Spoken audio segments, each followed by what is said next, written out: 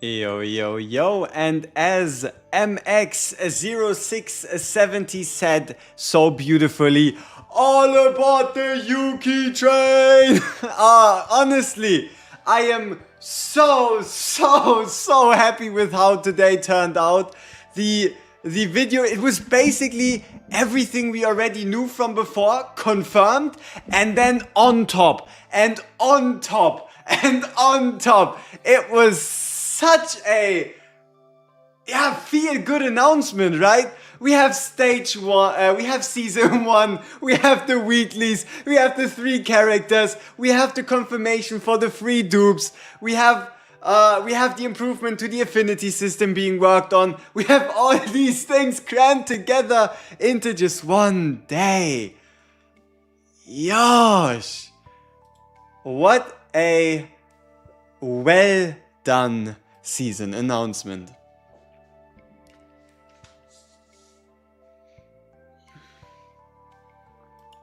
So, my game plan for today is we will be playing again another Orlea run. Yes, we'll be playing an Orlea run. And I think Rin as well. I'm kinda feeling like playing Orlea Rin. And then we might use a Mika, we might experiment with something else. We'll have to see. But Orlea Rin seems pretty damn good. Alright, let me make sure we swap all these pieces over. And hey, the fact that we now get these icons to distinguish between these different pieces, fantastic. That attack roll, fantastic. The damage over time roll, not as much. But yeah, the ability to distinguish between pieces. Because, you know, at this point, I was trying to learn the names. So what I found out is that the left side is, you could say, negative words. Shock, right? Suppression, denial. Whereas right side gear has these like uplifting words, these positive words, ideals, desires, imaginations, right? That is what I had to go with, but hey, we get the words, we get the Roman numerals, and there's no confusion anymore between, is this a goblet? Or is it an amulet? Is it a feather? So it is pretty damn good. Knife, key, sphere, amulet, chalice, wings, that's all. Yeah, but you can't tell me that for some sets, some of these things look eerily similar. Like, for example, this Blackwing Shock could have also been a feather, right? So having it confirmed, it's just that extra nicety, right? It's just that extra little bit of appreciate it. That's pretty nice. I mean, I like the equipment design. If they had to change something with equipment, it would probably have to be the not power. Yeah, I guess yeah, power level. The power level of 4 sets, because it's currently a little low. Yeah, the season 1 stuff. I mean, oh my, so much. Though there is, you could say, maybe one pain point. And that depends on if we get different epiphanies for characters, right? We have the new neutral cards confirmed that we can get through the seasonal planet. We have the new common cards referred that we can get. But it doesn't look like they want to touch character epiphanies. Doesn't mean that they won't like change them in the future and change them like that. But at least we haven't seen it, right? So if anything, but that's so minor versus what we stand to gain, that for now it's full steam ahead. A new memory set? Sure. There is some characters that could use a more dedicated set, right? Like, for example, an extra attack set. There is nothing for like a Hugo or a Veronica that's truly dedicated besides just the 2-piece combination. Should you save the dupes for future combatants? Ooh, that is a good question, right? So in theory, if you buy this item from the season shop, it should not have a expiration date, meaning that you can in fact stock them up over multiple seasons. And when we then gain the very first limited, the very first collaboration character, then you could use them on those units, for example, right? That is certainly a possibility. This is probably going to be one of the most valuable items in existence moving forward. So it is possible, but you can also just, splurge it, get yourself a nice epiphany on any character you desire, and just deal with the problems later. Free dupes might make the partner banner worth it. So the partner banner in general, it's not bad, it is just currently a bad investment. The moment you have all characters, all of a sudden the partner banner isn't as terrible, because no matter who you pull, it is always going to be useful for someone, right? So I guess the further into the future we go, maybe like the banner, the value for the partner banner rises, but then again, partner dupes, character dupes, yeah, those are pretty good.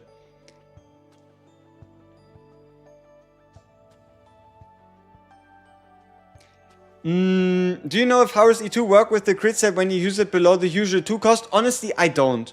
And I also don't really know how you would try and test that, right? Like, what you would have to do is either get a 90% crit chance, 80% crit chance Haru, or at least... Oh no, wait. It's super easy to test, right? You don't get any crit chance substats at all whatsoever. Then you go in with the set effect, you attack, and you see if you crit, right? If you cannot crit, because you don't have any substat, that means the set effect has to be inactive, right? So I guess if any of you want to take the time right now to test that and let us know, that would be greatly appreciated. So, yeah. It also works with Khalib's Heaven, even though it's less. The base crit rate is 3%. So, I do believe you should see a noticeable difference between 3 and 23%, right? At least. Like, you just, like, let's say you do 10 attacks and you crit 2 times in 10. Most likely the set is still active instead of you hitting 3%, right? How your Rin only have the potential doesn't get shown yet. It's hopefully something they'll address later down the line, but the potential upgrade, the final note in the top that gives you 5% and then an additional 10 based on stats, it doesn't get shown. Like, I can pretty much attest to it being there and it working, you just can't prove it. Like, at least not black on white. Did they say how many? No. We would have to potentially wait for the JP stream, which happens on the 11th, which we'll watch, and just to see if we learn anything more. Though, then again, it is the 11th and the season is already on the 12th, so... For Haru, her last potential actually reduces her damage. How would that work? How would Haru reduce her damage on her last potential? You get a free 10% damage to anchor shot, and if your attack is greater than 1,000, you get an additional 10.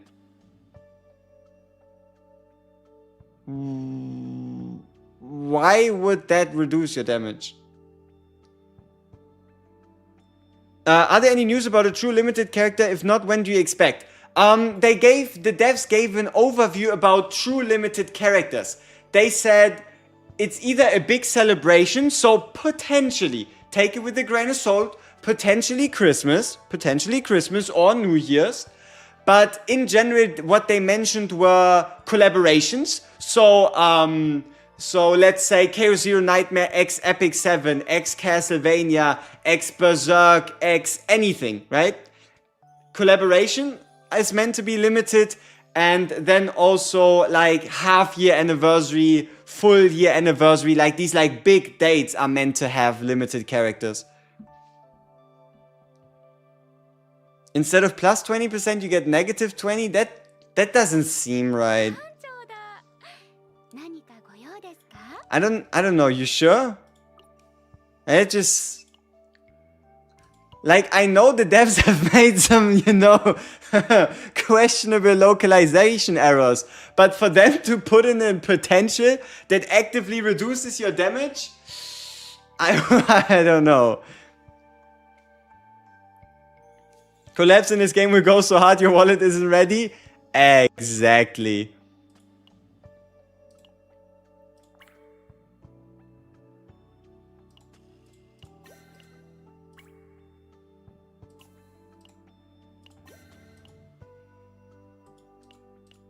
So we're currently just gearing our units before we go into a chaos.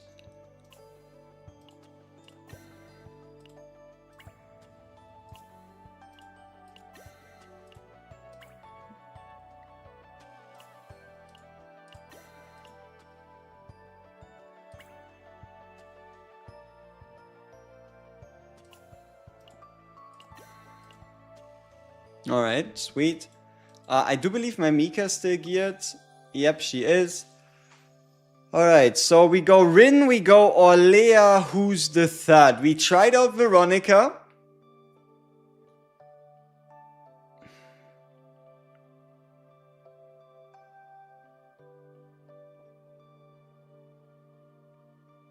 We could try Cassius again.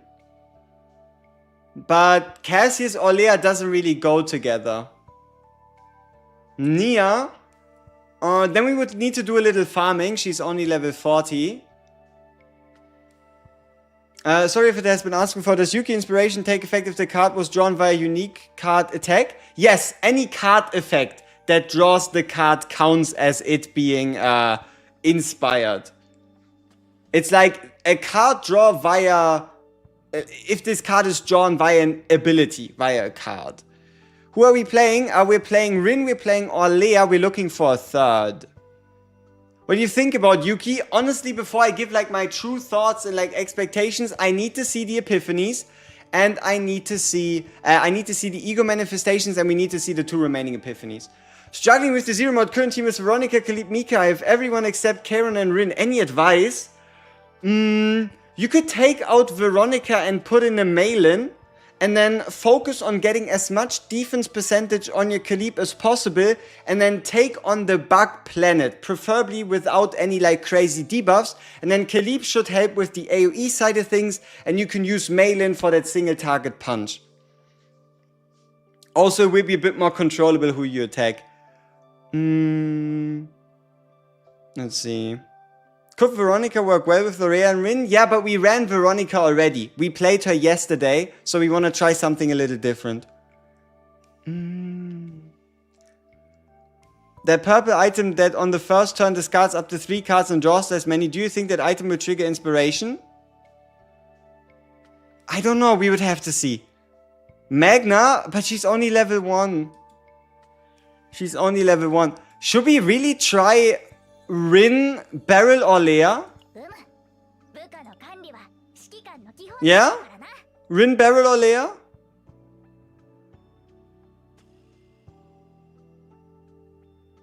Would I pull all 3 new characters? Yes, 100%. Just to tell you if they're good or bad or what I think with them, and to have like team variety, right? Beryl, Orlea, Nia. No, I want to play Rin today. Rin today. We already played Retain quite a lot over the last couple days. So, okay. If y'all want to see us farm up Nia, then you can just vote for it. So, here you go. Nia or no Nia needs a leveling. Alright. So, Nia or no Nia, whatever comes out on top at around 100 votes, we'll just go with.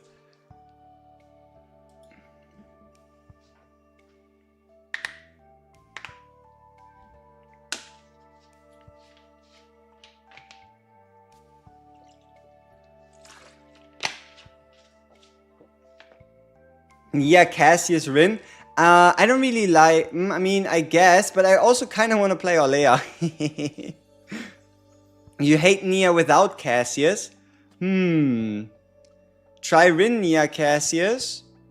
Nia is mid? Okay, interesting. Let's see, so are we playing Rin Nia today? Yes, 72% of you are saying, okay, get your hell into a farming dungeon. Alright, if the vast majority of you wants us to farm for Nia, then let's get Nia up to level 50.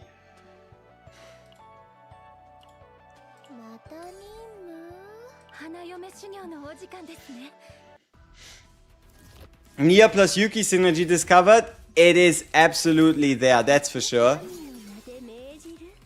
Renoa, would be Carity or Renoa better?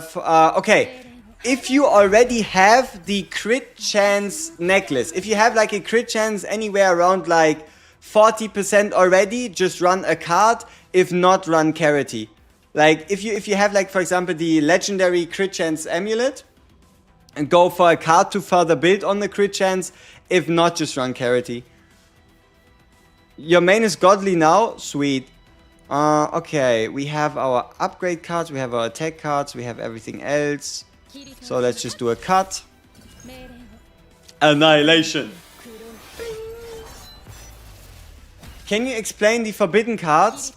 Okay, so from my understanding, from what I recall from earlier this morning during the live stream, there's going to be forbidden cards. These forbidden cards are going to be season exclusive, meaning the only way for you to get, at least during the season, the only way to get these forbidden cards is to play the chaos that is exclusive to the season, and then you can apparently add them through different things, like random RNG encounters, but also apparently through the training section during a campfire, which then also means you'll probably be able to find them during the shop as well. For rotation, how many cards do you want in the deck? I would say like anywhere from 6 to 8 cards for a character in your deck is perfectly fine, on the condition that you've already taken out 1 or 2 basic attacks, right? 6 to 8 is fine, but preferably you want to kind of like take out basic attacks and then either add in value or duplicate value. Yeah, and just pretty much add that to that.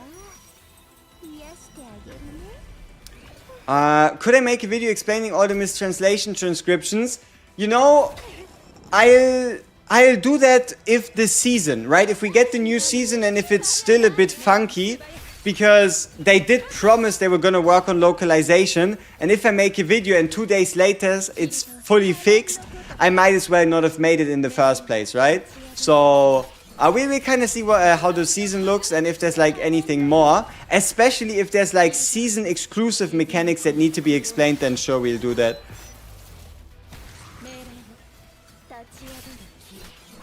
Shizuru needs to be Void Vanguard. And we would get that, but think about it. If that happens, don't we have Striker into Striker into Striker banner with 3 different elements? Why so many Strikers? But yeah, I mean, she looks like a Striker. She doesn't look like a Vanguard. She doesn't look like a Hunter. She doesn't look like a Ranger.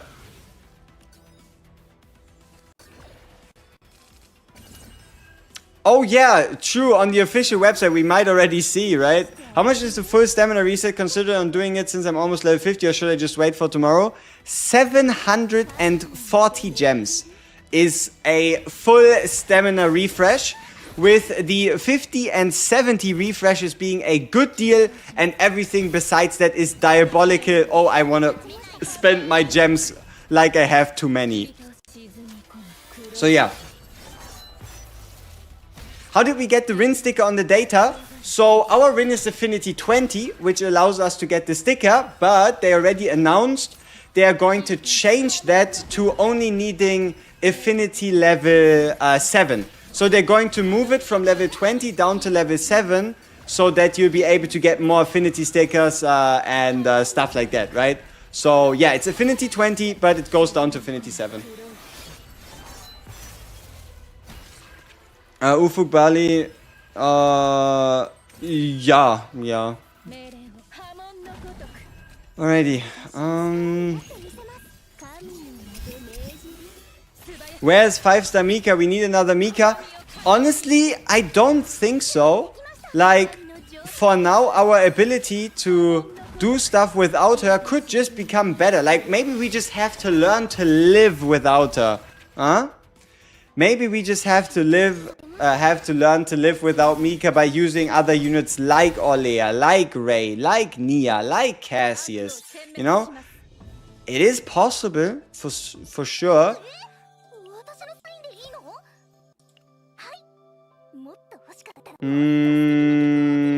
Yuki instead of Haru, probably. I don't know. Honestly, just pull for who you like the design of more, right? I've said it a couple times already. I don't really think it's too much of a Yuki or discussion. Okay, so she's leveled up. Now the only thing we might need a Potenziale. So let's see how far we can get in the potential without without going broke, hopefully. Luckily, as you can see, we are back above 1 million credits. And the only reason for that is because the last 2 to 3 days I have methodically and targetfully just farmed units, right? We've just farmed units. Alright, let's get this out of the way. Get this going. Get our attacks here. And then, yeah, I don't know. This fight looks like it might just take a while. Bro, chapter 4 B6 hard mode is extremely hard for me. Any tips to beat it? Chapter 4 B6 hard mode. We can look at it after this fight, right? No, we're building Nia to use right now. But yes, it is not a bad idea to build Nia going into the future. The order set doesn't seem that good for Yuki. Am I tripping? Yeah, the order set is basically just Luke at the moment. The most likely scenario for Yuki, because due to like the cost changes and stuff, might be, like it could be the 1 cost set, but most likely will just be attack 2-piece, crit damage 2-piece for the beginning.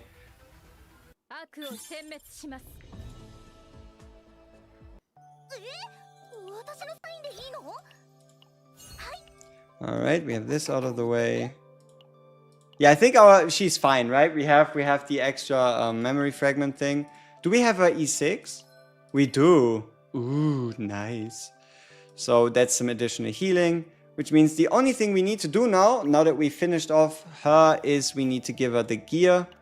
So 1, 2, 3...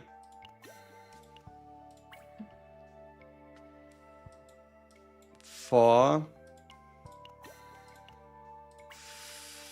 5, and 6. Somewhere here.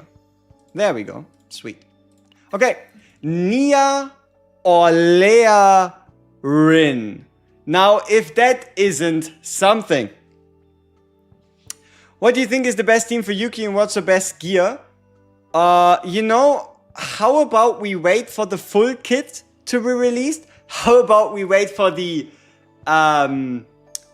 Epiphanies to be fully released before we make any like great ideas and thoughts and stuff, right? Like, for now, I think we just chill, right? We'll have enough time. The season is still 4 days away, so we should be more than fine to come up with some fancy stuff. And you can expect a day 1 guide and like first impressions. We'll obviously do like a summoning stream during which we'll both summon for her and test her at the same time.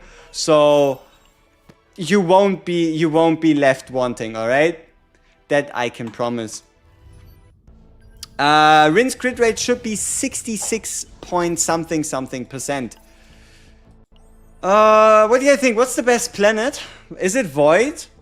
Or do we no, I think we just play the blue planet, right? For our Rin. Yeah, we probably just go blue planet. So we do Rin. It's gonna be fun, because I haven't played a single match with Nia yet ever since the closed beta. or limited playtest, whatever you want to call it. So, this shall be entertaining. And then we have our Leia right here. And then she gets the... Sorry, I just need to quickly finish this partner swapping. And we also need to check if we have the... Yeah, we have the food still active, which is good. And then we just grab ourselves our Nyx. Ta-da! Alright. Let's see how this goes. Nia does tomfoolery and it works, I guess. What would be the best planet for Veronica? Honestly, Veronica is super effective on any planet. The real question is, who are you intending to run as your main DPS, right? I would make it based on your main DPS, not necessarily Veronica. Though Veronica might have a little bit of trouble on the bug planet, the yellow planet, due to there being too many targets and that making it unlikely for her to hit what you want to hit, unless you got that E2. Alright, we're obviously not going to go with the max health decrease, just doesn't make sense. It's between 100 credits and a public rare card. No need to gamble, we take the safe road. You hate the acute accord card? Huh, maybe we'll grow to hate it as well, maybe we like it. No, Yuki's costs are all below, they are all below 2. Or, I mean, she has a 2 cost card, but even that one goes down to 1 with inspiration, so not the 2 set. Does Rin need any dupes to work? No. We could be running her at E0 here as well. She's just at E2 because she's my main, and I decided to give myself a little gift, if you will. So, where do we go to avoid the most amount of campfires? Probably bottom lane then. What's that map? It's the 5th planet. Alright, G-Cord. We get 1 decibel, so extra damage upon deck shuffle, and we activate the top 1 card of the draw pile. Which is... a heal, okay.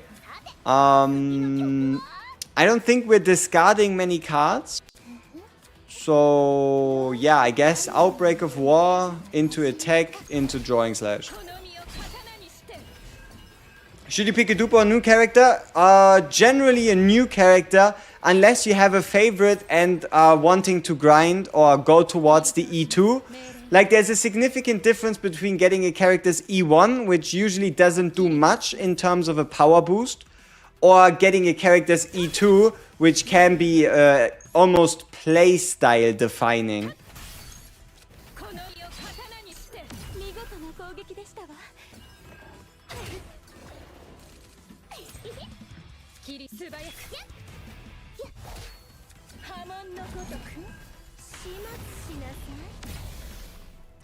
Is there any point to still grind before the new patch?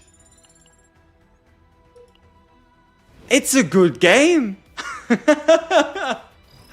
It's just a good game. Why wouldn't you grind, right?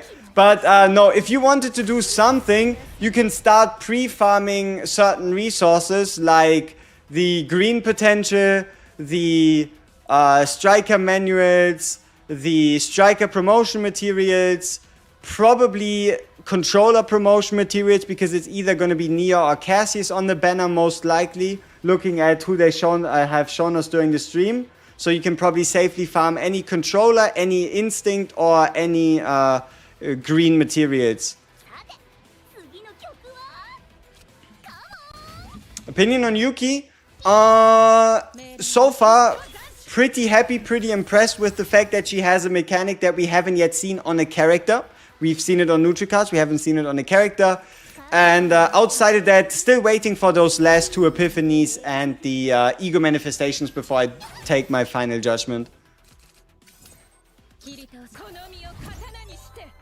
Or temporary judgment. We're still going to judge her based on her performance during the fight, right? Like, the cards can say this, but what if they do that, right? So we're going to do our final judgment before we get to summon for her. After we get the full kit.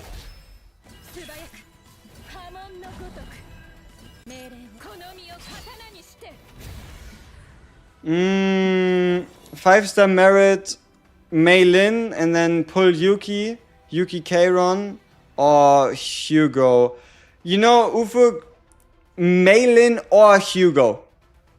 You can pull one and get the other, or you just go with Mei Lin or Hugo. You cannot go wrong. You hyped for this update? Same. Alright, let's go with the bottom. Is the requirement from transitioning into level 9 from level 8? Wait.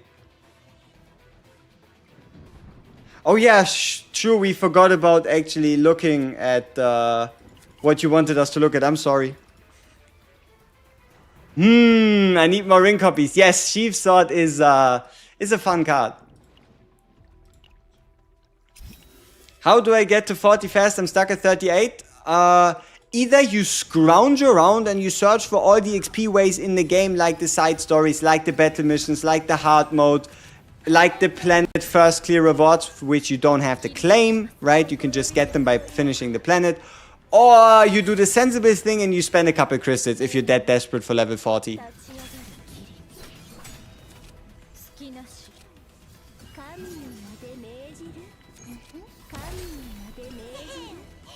Han, how long until the new season update? It's on the 12th, which is 4 days from now.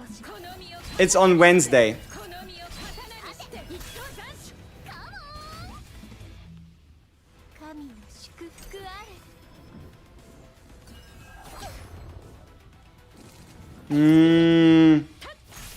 I mean, strategy-wise, Ufuk, just don't pick one. Like, if you want to be the most strategic, don't pick one and pick who you don't pull. Right? If it's between Mei Lin and Hugo, just pull a Hugo or a Mei Lin and then just pick the other if you want to be strategic. Do you think they need to up the stamina? I think the stamina is too low. We need to build a lot. It depends, right? We haven't yet even seen the rewards, right? We haven't even seen the rewards during the season. We've also known, or they've shown us that we're going to get retroactive level up rewards. So we're getting, okay. From the dev note, we've learned a couple things. Number one, we're going to get units in the mail. For the next 2 weeks, we're going to get units in the mail. We don't know how many, but even if it's just 200,000, over 2 weeks, that's still 2.8 million. So we're getting units in the mail. We're getting retroactive player level rewards based on them improving the player level rewards. And we're also getting even more levels on the Chaos Zero system where you can get even more rewards. So I don't think updating the stamina refresh or anything like that is truly necessary. Maybe they'll make it like somewhere later down the line in the research tree. But if you're truly that in need of stamina, then you just have to spend a couple gems, like let's say 100 gems or something, right?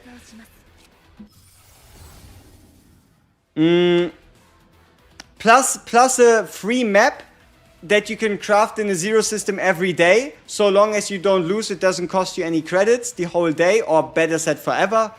And then what else was it? Oh yeah, 20% reduction in map craft cost. You finally got to level 70, took you a week though. That's still pretty fast. That is still pretty good. And also, it's not like you're behind on anything. It's not like, oh no, oh, you only hit level 40 now. Perfectly fine. What do you think about Mei Lin's E2? She only applies Embers, which she always does, and makes Embers only 5, so it feels it's not that much. Yeah, Mei Lin's epiphany, Mei Lin's ego manifestations are definitely on the weaker side of things. That's for sure.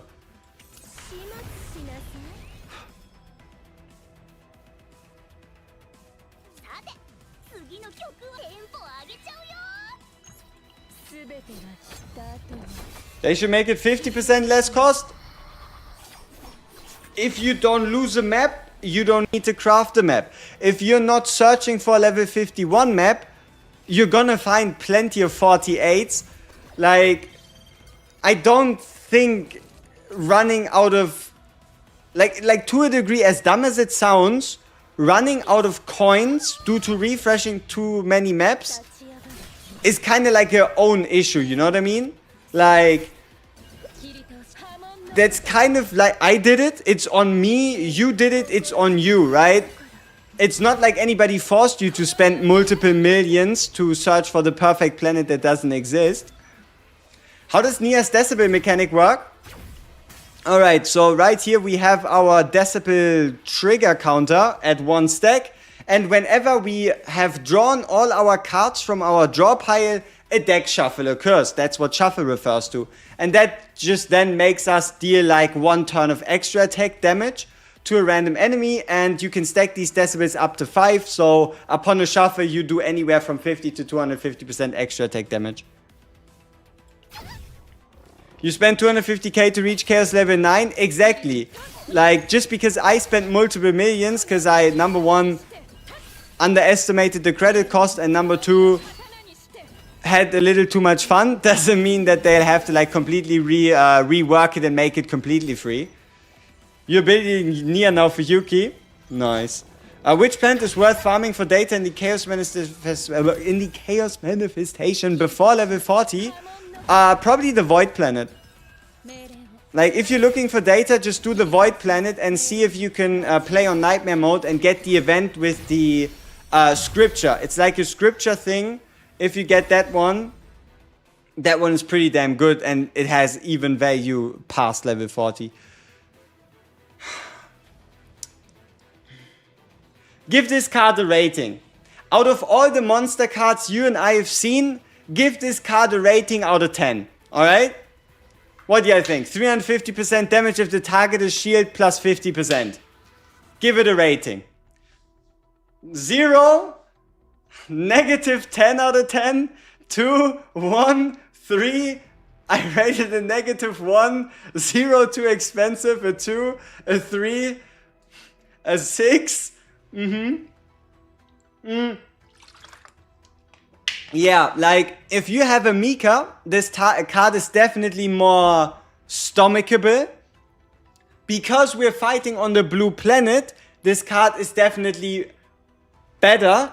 But let's be honest here. Not only is it 3 cost, doesn't draw, doesn't give AP, doesn't give any damage bonuses or anything like that, but it's also a single hit. Like, let's say this was a 4-hitter at 100%. Damn, we would be looking at this card differently. But like this, I don't think we want to take that into our deck. I don't really see us having too much of an opportunity to play this.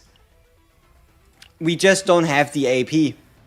Though, I mean, we could have taken it and just, we would have been praying, hoping that Nia just decides this card is now the one she has to play.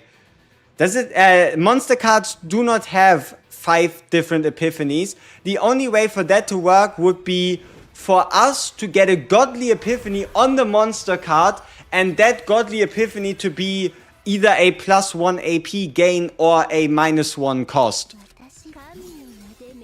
The chances of that are a little slim. So for Yuki, 2-piece attack, 2-piece crit damage, 2-piece base card. We don't even know what her potential does, right? We don't even know what her potential adds to her basic attacks, or if it adds anything at all. But yeah, the crit set 2-piece, the attack set 2-piece is basically, you can't go wrong with that. That's like playing it so safe, nothing can happen.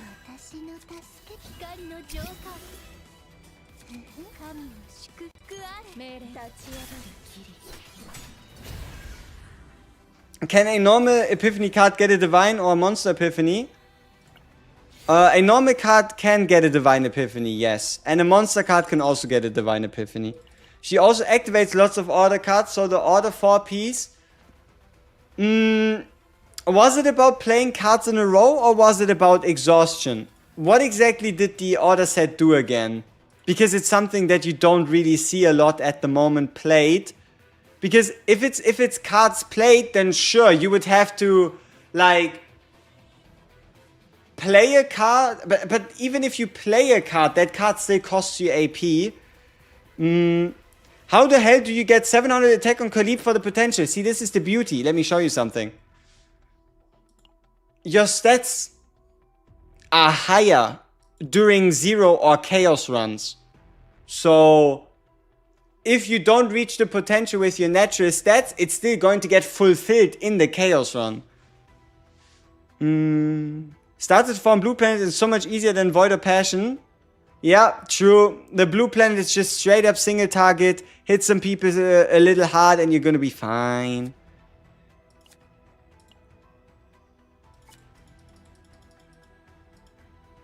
You don't? It's bait? No, you don't even have to try. It just happens naturally. Like Khalid going up to 700 attack, the moment if you do get her to level 60 and you give her a partner, it just happens naturally. Like you don't go for like a set or whatever, you just put her in and then you go into a 0 run and you get extra base stats and then you add on a weapon and boom, you're already there. Then again, if you don't bring her to level 60, you don't unlock the talent anyway, so that thing is basically irrelevant for you. Oh, base in a hyperspace? Yeah, for base in a hyperspace?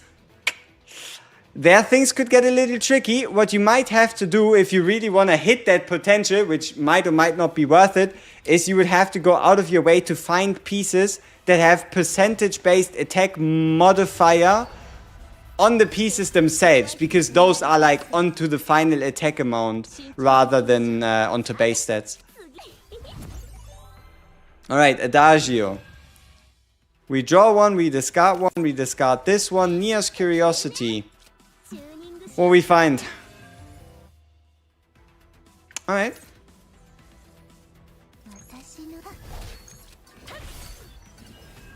Between simulation runs and Chaos Zero runs, which one would maximize my stamina value in terms of achieving the account level XP? It's all the same. Every single... So, if you want to do account level math, 20 stamina, 400 XP. Alright? 20 stamina, 400 XP. That is always the conversion rate. No matter what you do, 20 stamina equals 400 XP. Is it bad to farm memories before level 50? Hell no. But if you want to do it efficiently, you better do it in a zero system.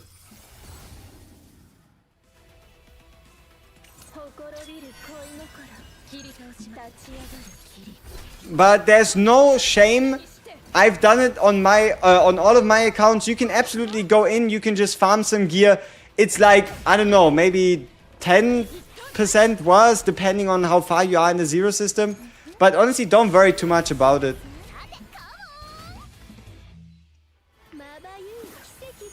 Alright.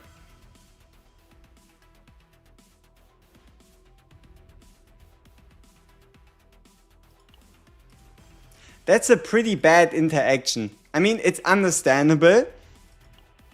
And it makes sense.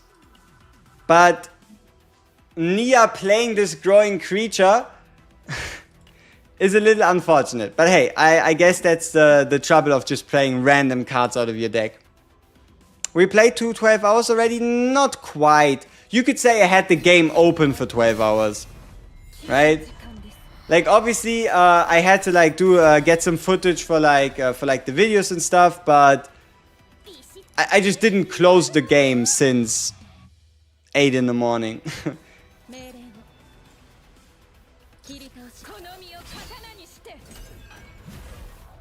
Though I guess now that I think about it, I also don't think I've done much else today besides maybe getting some food. So, to a degree, we might just have been playing CZN for 12 hours straight.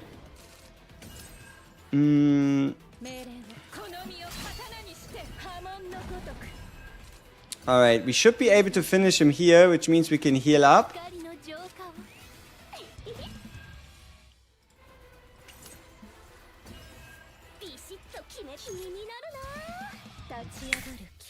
Good stuff. Question, I have Rin, Rinoa, or Leia and Karon, but I feel like my account progress is slow. Should you reroll? Define your account process being slow. Right? What do you think about this team? A Kalib Haru Mika team. How good is this team? Can it carry me to difficulty 10 and 0 system? Oh, 100% it can. You have AP. You have healing. You have shielding. You have single target. You have AoE. Just make sure if you want to pick a planet, pick the bug planet for the most success. These few days will feel like years, true and real. Still don't know how to make my Nia work within a team without her being unreliable. Any tips on how to build a decent Nia? I don't think I have any eternal wisdom I can put into your head. But what I can tell you is it's going to feel that much better when you draw into Yuki cards. So, why is this bad? Why is this maybe one of the worst cards in the entire game to get a Godly Epiphany on? What do you think? I know it's a bit of trivia, but I just need something for you to do while I take a sip, alright?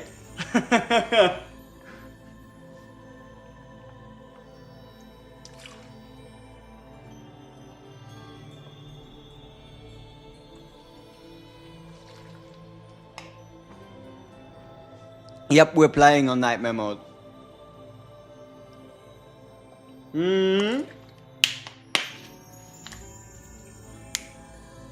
Exactly. We are not playing this card. If we are not playing this card, we also don't get the Godly Epiphany benefit.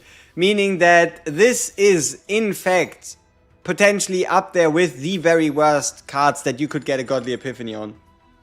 At least like a +1 AP, draw 1, even a cost reduction. Like, I don't think a single Godly Epiphany on this one could actually be good. Yeah. Vulnerable OP, yep. Why do you consider Bug Planet easier than Void? Void feels easiest for me. Kaleep. Kaleep, to a degree, you could say, at the moment, as long as you just build her with a bunch of defense, she just almost solos the Bug Planet.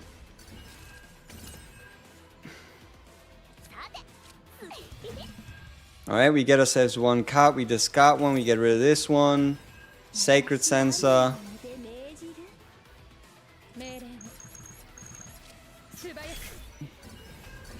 Can you remove an upgrade Epiphany then get it again in a single run? No. Once you get the wrong Epiphany, that's that. Goat, Eye Patch, Mama Bear.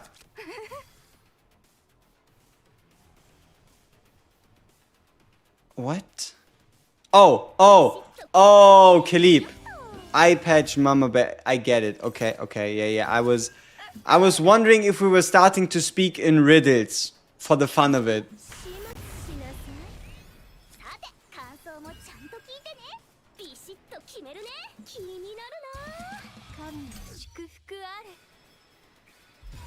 How would I rate the Spirit Key Fox boss card? Isn't that the one that allows you to draw a card and then clone it?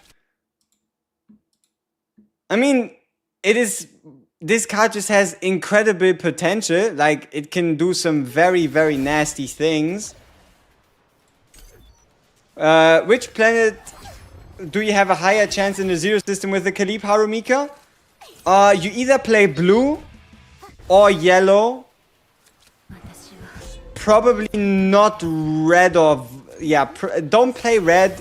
Probably play blue or yellow. We're talking elements, right? Wait, Kaleep is a bear girl? Yeah, I think this is bear ears, not anything else.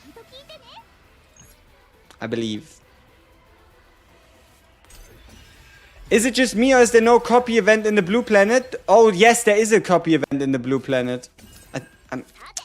I'm like 100% sure I've already encountered it. Isn't it like this like massive steely? Like this like giant steely that like looks like it's in the desert or something?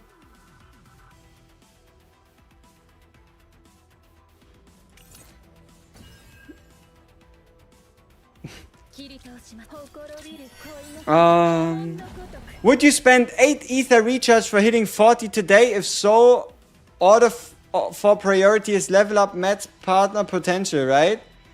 Level up Matt's partner and then potential. Number one, there's no rush. You do not need to hit level 40 today. I mean, okay, it is the last day before before weekly reset, right? So I guess you could justify spending the stamina if you think you get enough out of it with the weekly reset and unlocking more stuff. So due to weekly reset being tomorrow, yeah, I think that could be valid. And then what you should farm You could also farm gear if you wanted to. Do you think Yuki's worth pulling in terms of kit and damage? Can't yet make a full judgment. Haven't seen the full kit yet. They haven't yet shown us the full kit. We need the we need 2 more epiphanies.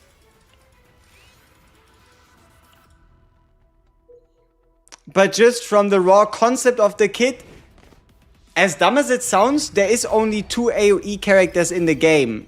And that is with Yuki. Okay, 3. 3. We have Luke.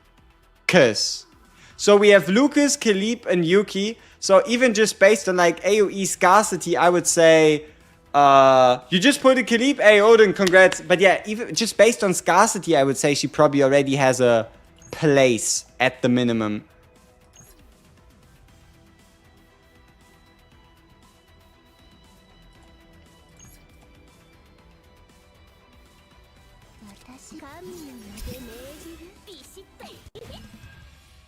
Karen, true. Though, in my mind, Karen somehow combines, like, big AoE damage with big single target damage.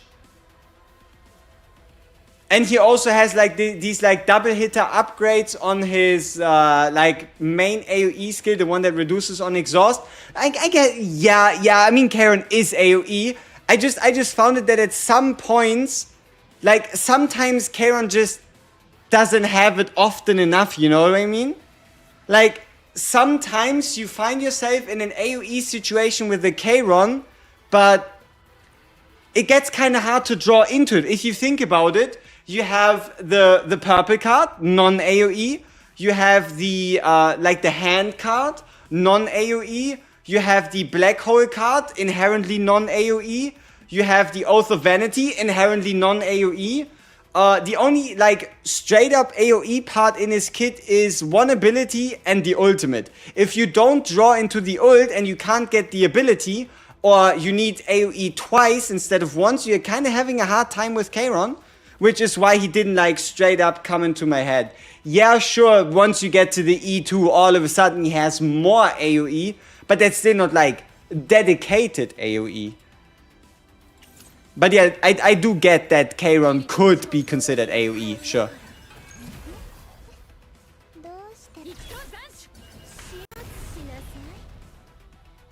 You're convinced that they're going to also take E7 units and put them in the game? I mean, why not? If you already have the character, you have the character design, you just need to think about how can you take him from there and make it make sense in this game. So basically Kalib is the only good AoE in the game right now. Unless you get Lucas E6. Lucas E6 allows you to shoot his mostly AoE bullets for 0 cost once per round. He has his AoE flamethrower. So I guess the moment you get to like E6 Lucas, I would say Lucas is also an AoE unit.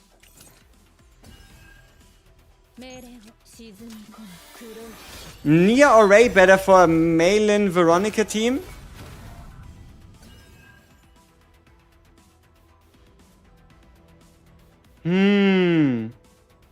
Maybe... I don't... Probably Ray. Because it's less RNG and easier boosts with like the basic attack damage boost and the like.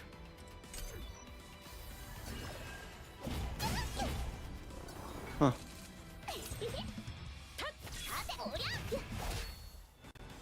Oh, Divine.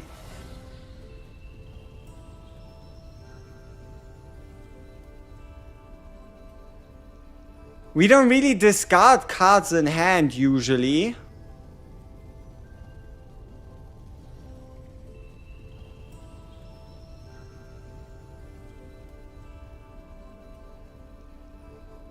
Oh, my Nia players in chat. I am not 100% sure on this decision. The one effect in the middle, is it the decibel effect for the deck shuffle? Or is it the... decibel effect, like how you pay 1 decibel to play a card off the top of your deck with like the G chord effect? It's the actual, yeah. We're going to go with the one draw then. Draw one on one cost as always better than nothing. So we can end them here and then we can just amp theory and we should be fine. Jing. About the forbidden cards, which one's the most powerful? Honestly, I haven't looked at it yet. Like, I've realized them, I've like looked through all of them, but I gotta be honest, I haven't taken my time yet to go through every single one and give them like a ranking. We can try. I mean, I think that could be interesting, so yeah, sure, let's find the Chaos Zero Nightmare channel. Let's find the video. Come on. Forbidden cards. I'll swap us over in a sec. There we go. Alright, let's see. Which one of these forbidden cards do we think is the best? I'll make it a little bigger so it's easier to read.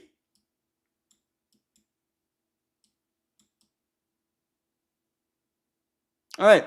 And then let's move chat over, because chat is in a little weird position right now. Okay. Which of these cards do we think is the strongest? Let's go from top left to right. So, Forbidden Gesture of Freedom. 0 cost skill card. Exhausted save, meaning you can only play it once per fight. Has initiation. Now, this is interesting. It has initiation in the top slot. That means something different than normal initiation, right? Because there should be a difference between initiation in the key and in the sub. Do we have a current in-game card?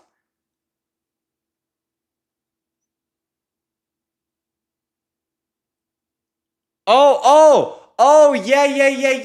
It was renamed, right? Initiation being renamed to Outbreak of War. Yeah, I forgot. No, oh yeah, it was Inspiration. Oh, so sorry, my fault. Wait, but lead wouldn't make sense. So they're now renaming Outbreak of War into Initiation. Okay, so we always have it in hand. Guaranteed start of our turn, 0 cost once per fight, -1 cost to a card in hand. Is okay, right? Is okay, nothing too crazy. Forbidden Portrait of Fury. 70 damage times 1 for every 4 cards in hand, plus 1 hit, draw 1 for each hit. Hand size limit, as far as we know right now, is... I mean, it doesn't say for 1 turn, so yeah, the one random card in hand cost -1 should be for the whole duration of the fight. But... okay, should we... I think we better make it a little clearer for our heads, so let's get in the text file. I know the text looks ugly as shit, okay? But I don't have the time to like make like a Photoshop document. Initiation equals Outbreak of War. Reworked.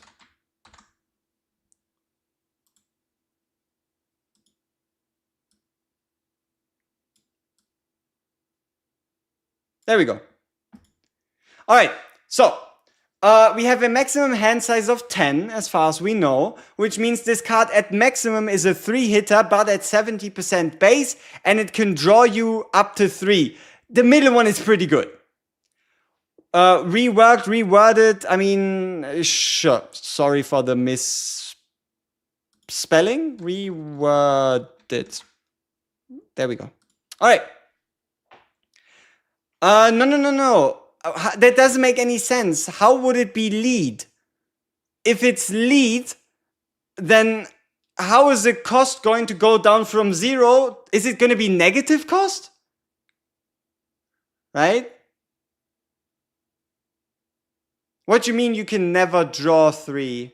Wait, let's see. Oh yeah, you're right. That's weird. Are we getting a hand size increase?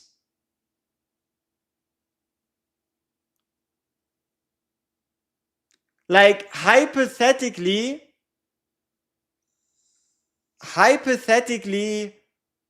if you have 9 cards and you play this card, it's gonna do 3 hits and draw you 3, which would put you to 11.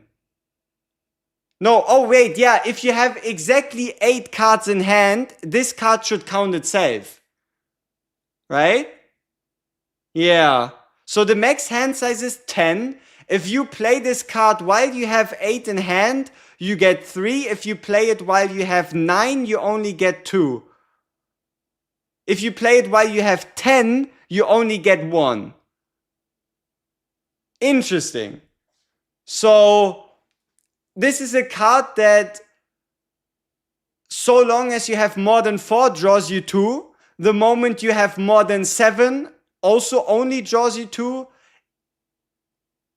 No, the moment you have more than 8, right? Like the moment you have 9, you only go back down to 2. And if you have 9 cards, you go down to 1. And if you have 10 cards, 9 cards, this included is 2. You get what I mean, right? You get what I'm putting down. All right, but it's not a retain card. Okay, Forbidden Portal of Fury. Next one. 150% damage times 4 retain when drawn by an ability. Cost of this card -1. This third card is going to be very hard to use unless you have like a Nia, a Cassius, or a Yuki. Because this thing starting on 9 cost means you basically have to draw it around 7 times in a fight for it to be worth it. 150% damage times 4 is crazy, but you do have to draw it between 5 to 6 times for this to actually make sense. There is ways you can put this card back on top of the deck and then draw it again and then put it back in and then shuffle and then stuff like that, but yeah. Oh, when drawing by ability, oh, not just this card. I mean, okay, that's even better then, right? When drawing by ability, cost of this card -1. Yeah, I mean, damn. Yeah, okay, this card is pretty damn good, right? Like, drawing 6 cards, that is easily accomplished. Huh. 150 times 4, retain, you can still Epiphany this one most likely, Godly or whatever. Ooh, maybe not. You see this symbol? Usually, our cards that we currently have do not have a symbol below the cost. This one does. Maybe these are unepiphanyable? Alright, enough of this card. Next one. Forbidden Guidance of Futility. Same initiation, meaning Outbreak of Void starts in your hand.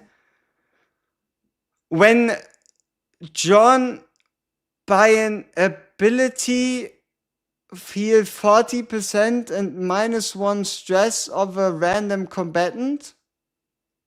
Huh? What does that mean?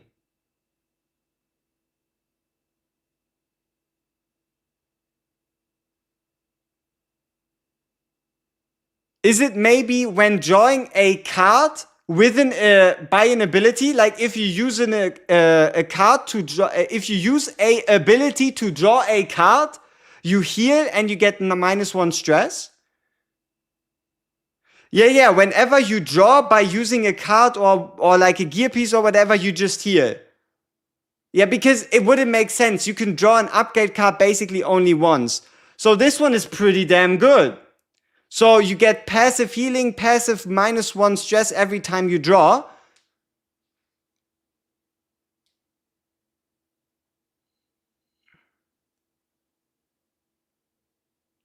Okay. Yeah, that's pretty decent. You're rerolling for 1 week for Calibre Malin. You don't have to, man. That's not worth it. We are so ready for season 1. Oh, 100%. Yo, what's up, Wendell? Hey, Void Gnome, the thing is, we don't know. They could also just give us a fight that gives us a bunch of stress outside of Void. Okay, next card. Fifth one. Disposable Ego.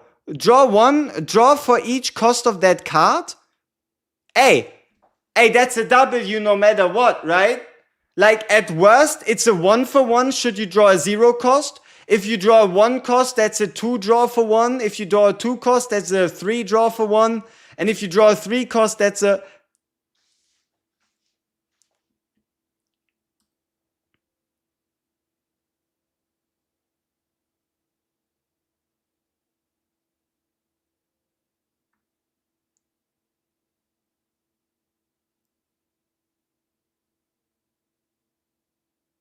Huh?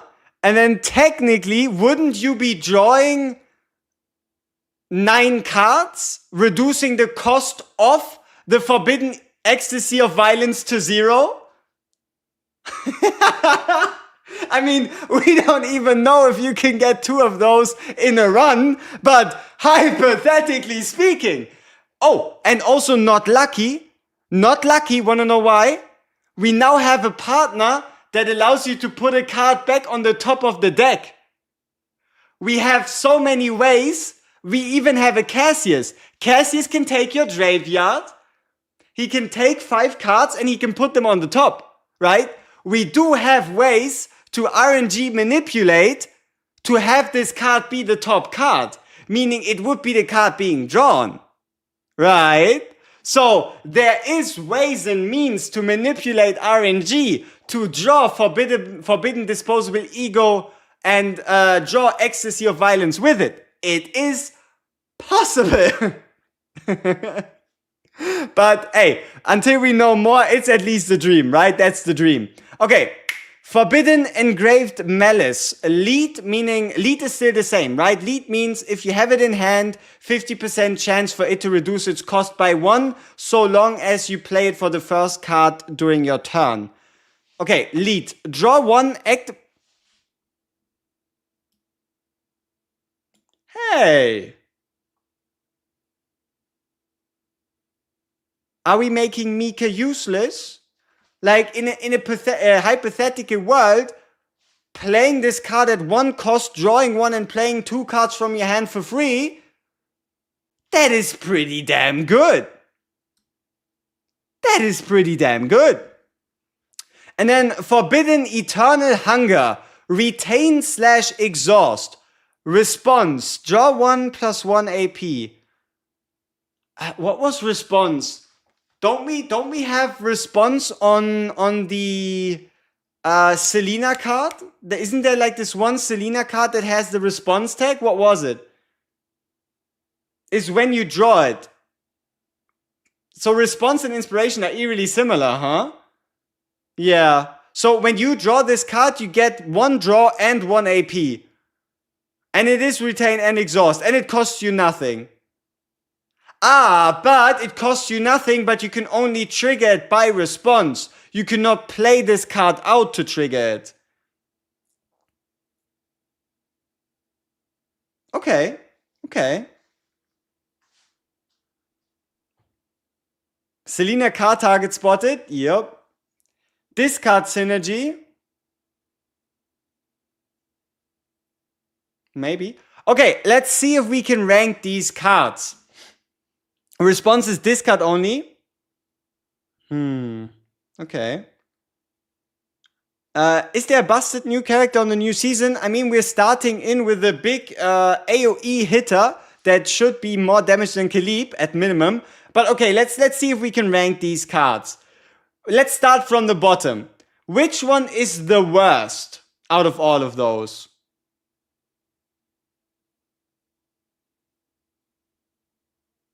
Maybe this one? Maybe between these two? Gesture, Freedom, and Guidance of Futility? This one? Forbidden Portrait? No. Yeah, it's between these two, no?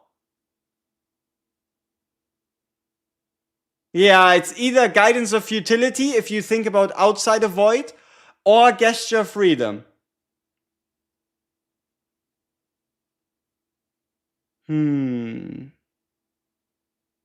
4? Yeah. Okay, so let's say Guidance of Futility is the worst. Then it's probably the first one as the second worst. then it's probably Eternal Hunger. Then it might just be Portrait of Fury, due to it being a little bit more situational based on hand size. So it goes 7, 6, 5, 4, 3, 2, 1. That would be my ranking. Yeah, so 7, 6, 5, 4, 3, 2, 1. Yeah, I think that would be how I would rank these cards, if we had to rank them. So Guidance of Futility, the worst. Gesture of Freedom then on 6. Eternal Hunger on 5. Portrait of Fury on 4. Ecstasy of Violence on 3. Engraved Malice on 2. And Disposable Ego being the best one. Engraved Malice is the best one? No, I think you have more value from the Forbidden Disposable Ego, because it can draw you a whole bunch of cards. I mean, I guess it's a bit deck dependent. It's also cheaper. And not only does this have lead, meaning it forces you to use it if you want less cost, but it also uses a random card. As good as it is to play out 2 cards for free, doesn't mean it can't cook you in some way, shape, or form, right? But it is still pretty damn good, which makes it ranked number 2.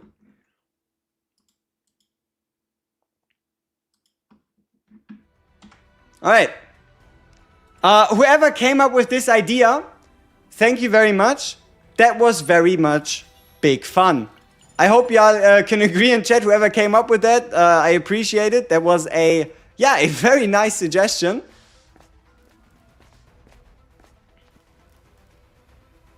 It can play the 9-cost card. Yeah, but the 9-cost card is not 9 cost because it does something that's worth 9 cost. It's 9 cost because you're meant to reduce it. There's more cards. Do y'all want to take a look at the normal cards? Okay. Yeah, I mean, I get it. Okay, sure. Normal cards next. Alright, sure. We've opened the pot of greed. Might as well fill into it. Okay, 8 more new cards, people. Let's check them out. Aggressive Mutant. Exhaust, meaning you can only play it once. You draw 1 own attack card for 1 turn, 50% damage amount. Goes kinda hard on Chizuru. Goes kinda nuts on any other DPS. Unfortunately, important, we don't know on who these cards can go, right? Before we come up with any crazy ideas, keep in mind, we have no idea to which class these cards are limited. We can make assumptions, we just don't know.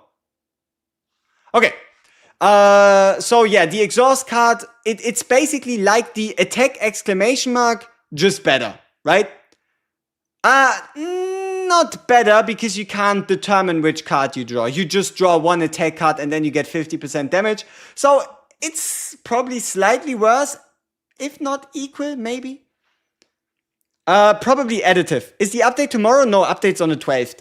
Okay, Shell Forming Cell. You retain it, you get a 70% shield, and for each card in hand, you get 25%. Let's assume best case scenario, you have 10 cards in hand. With this card, it gives you a 320% shield. 0 cost, pretty sweet. Then again, it's only a shield, and I don't think the Epiphanies, I mean, it's a blue card, so the Epiphanies could be permanent morale, permanent resolve, and stuff like that. Okay. Propagative Virus. Damage 120 times 1, response, plus 1 hit, max 5 stacks.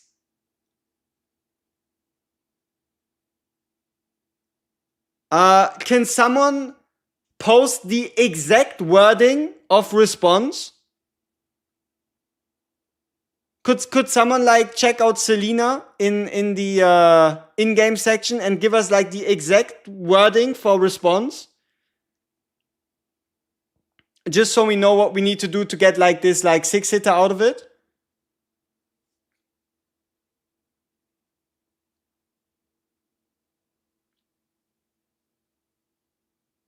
Yeah, but just normal draw, ability draw, just any draw. I mean, okay. Just like follow up. Each draw its count.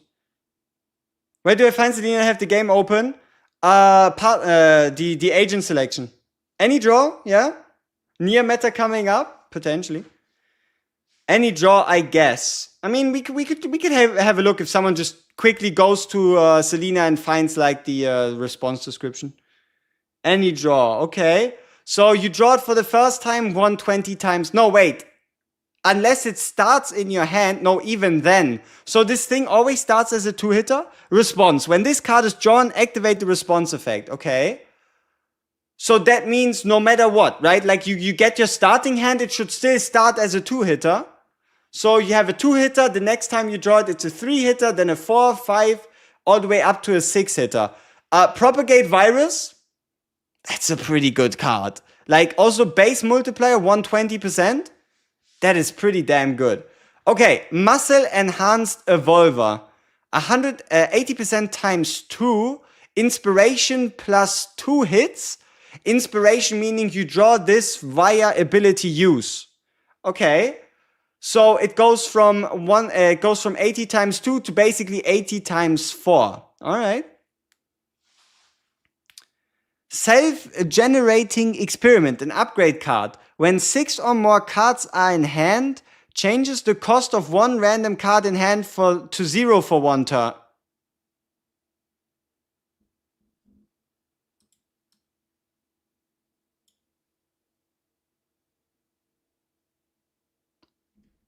Okay. You pay this card for 2, and so long as you have 1 retain card, you end up with 6 cards. And then one of them is gonna just become a 0 cost. And also, it's not -1 cost, it is any cost goes down to 0. Imagine the 9 card cost from before going down to 0. Imagine a 3 cost, a 4 cost card going down to 0. Exactly. Like, the moment you have, like, any retain cards, you basically always have 6 cards in hand. And that's once per turn. That is such a good card. Damn. Yeah, and we only have to play it once. That's such a good card. Like, you've seen how much draw we have, right? Maybe Mika's not as necessary anymore. Okay, Forced Learning Apparatus. Upon using 4 cards, draw 1 time for each turn.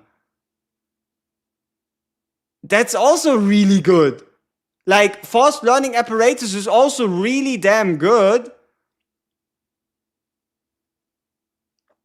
Okay.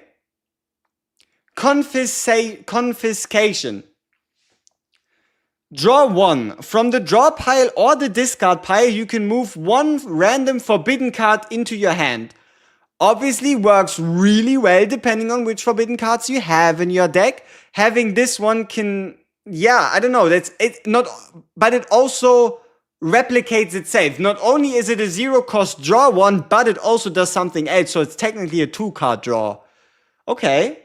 Now what about this last one? Forbidden Algorithm, Exhaust. Create 1 random forbidden card in hand.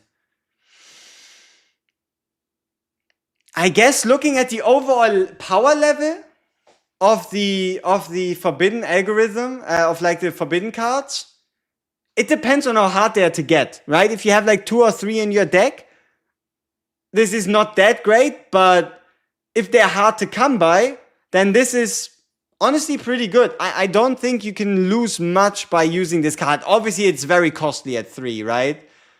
It is very costly. So maybe on Mika teams, you can play this quite easily, but non-Mika teams might be getting a little cooked. Okay. Let's see, which are my absolute favorites? Okay, so this one This one and this one. Propagate virus, learning apparatus, and self-experiment. Those are all fantastic. The others are good as well. Oh, confiscation. Confiscation. 0 cost, draw 1, get 1. Pretty damn good. Right? Like, confiscation, learning apparatus, self-generating experience, propagate virus, they are all very sick. You're stuck at level 35, how to level up? Buy stamina is the easiest way to level up. If not, just search for more experience opportunities.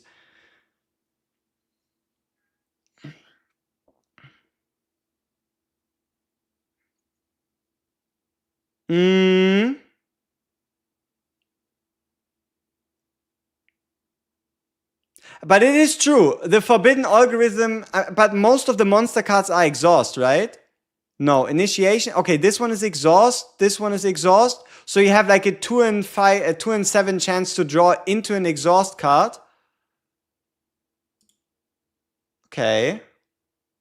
Yeah, but we don't know what kind of epiphanies. I would assume like the standard, +1 morale, +1 AP, draw, the normal stuff. But just at base value, these cards are cracked. These cards are absolutely cracked. Oh, and obviously shell-forming cell just as like a 0 cost emergency shield is also pretty damn good.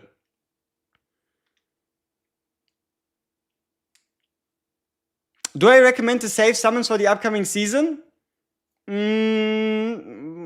Sure. I mean, it's 3 new characters. You're at Growth 10 Arcadia now, and there's a level up 1 combatant to Affinity level 3. It's bugged. It's level 20. It's level 20. You only need to get to level 20. Damn, this is some incredible cards, honestly.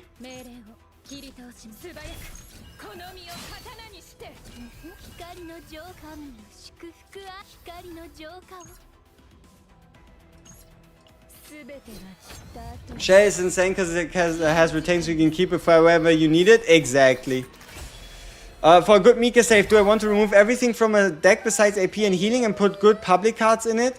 For a good Mika deck, there's only 2 cards that need to go. Water Arrow and Whirlpool. Depending on who you ask, Deluge can also go, but you're kind of missing it during a boss fight. So... yeah, but like in general, get rid of Water Arrow, get rid of Whirlpool, Whirlpool being in an Epiphany, and then you should be basically good to go.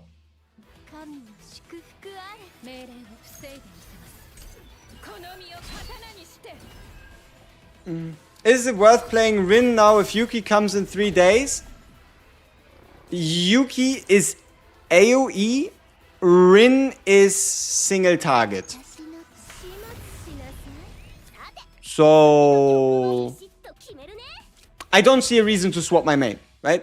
And even then, as I said during the video, if you did or didn't see it, I am most likely just gonna run a Rin team and a Yuki team, right? Who's gonna stop me? Who is going to stop me from doing so?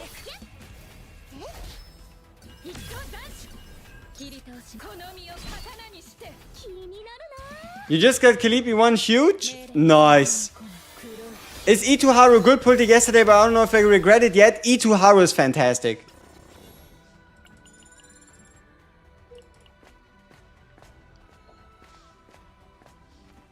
You stop me? How you do that, huh? Mr. Dupeman guy? You stop me from stopping. What does that even mean? I did once get a Divine Epiphany on the 1 wave per hit and it made it 0 cost. Only at that moment was that card good. Even then, it's like neutral, you know? I mean, okay, it's a 1 AP gain so long as you fight multiple enemies. But, I mean, okay, sure. I'll admit, that card is at least something you can keep in your deck, okay? I'll give it that much. Which planet gives the best gear for Rin? You know what? I think it's the Bug Planet. Like, you either get the ring, the Void Ring, we all know what we're talking about, the one that gives you like extra shield per attack cards. But no, the Bug Planet has a really good Rin weapon, or even like a really good Rin ring that just gives you base attack percentage. Bro, I finally got the perfect start after 40 rerolls. Khalib and Malin, I can finally start to play the game. Let's go. Let's go. What teams can support Olea go into? Kayron teams. Because her slimes are exhaust and 0 cost. So Kayron teams, Rin teams, and Beryl teams. That's kind of like your 3 options for now. Rin, Kayron, Beryl.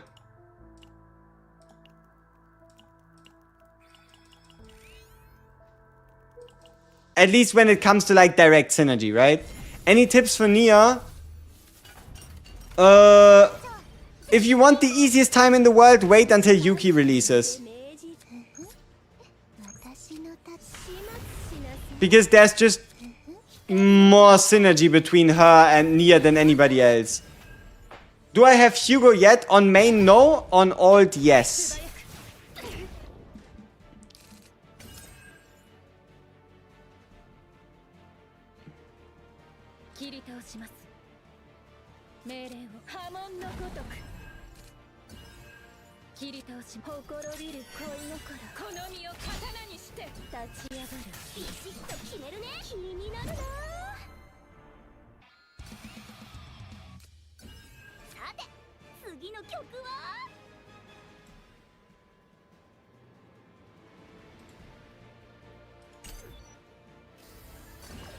I'm amazed you dodged Hugo. I have E3 on my alt and E4 on main.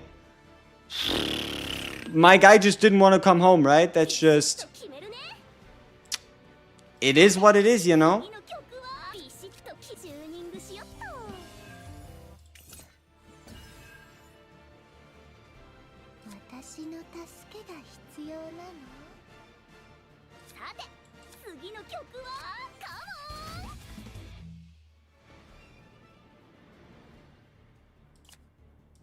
Maybe you shouldn't play this card when you have a empty draw pile. Just a thought, you know?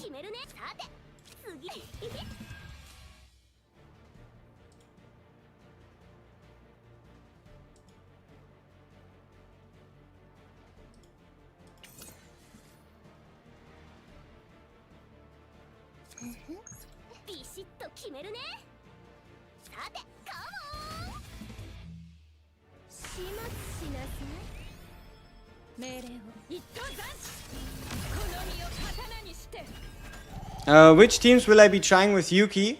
I mean, Yuki Nia is obvious. The third, Yuki Nia Cassius just seems like a bunch of fun. Whole lot of card deck, order manipulation, whole lot of card draw. Doesn't include Mika. Yeah. But yeah, no. Otherwise, let's see who else. I mean, obviously, Mika is the obvious choice as well. You can never go wrong with her, no matter how hard you try to go wrong with her. So, but yeah, no, it's definitely Yuki Nia that we might just be looking out for. Yuki Nia Ray, Yuki Cass Ray. Yuki Ray, yeah, especially if you can get all these cards to like 1 cost or even 0 cost. Could you make a 5-minute Nia video? I use her all the time and still barely understand what is happening half the time.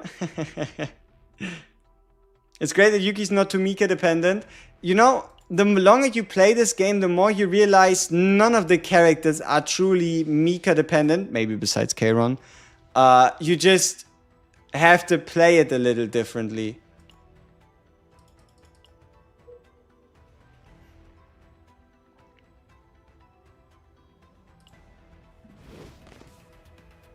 You're so broke I can't even erase the memory of your trauma units. Time to pay some gems. Hehehehe. You get E1 Kayron, Rin, Haru, Olea, but Veronica and Khalib still avoiding you. You have a selector on the horizon at some point, so cheer up, big guy. You can do it.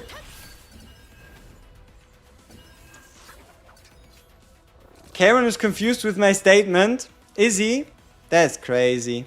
Damn, Kayron. Always getting confused. Haru's Mika dependent. Tell that to an E2 or E6 Haru. She's gonna laugh at you and ask you if you woke up on the wrong side of bed today. Yuki has some negative 20% damage card for AoE, so Ray can fix that. You don't need to fix that. Like, with the right epiphany, she can fix that herself. Or just get like 1 stack of morale. Negative 20% should be additive instead of percentage based, so it truly isn't that bad. Yeah.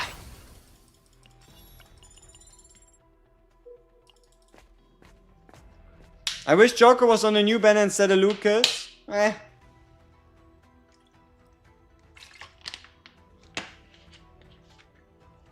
You choose Marin over Zeta, is that not a bad decision? Hey, if you wanna choose a Veronica partner over Khalib, sure, do it, who cares?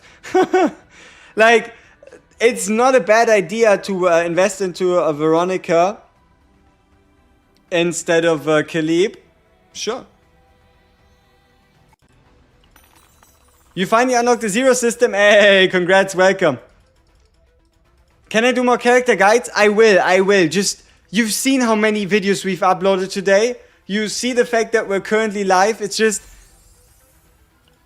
I'm just one person, right? I am working on them. I am, like, one of the reasons why we're doing these streams, why we're doing these zero runs right here, is so I can get some save data to show off. Right? The reason why we're playing Orlea, the reason why we were playing Kayron, the reason why we're like trying to make a Nia work, a Cassius work, even though we don't have to, is just so I have some more save data to show, some like hands-on experience that I can like give onto you all, so it just takes time.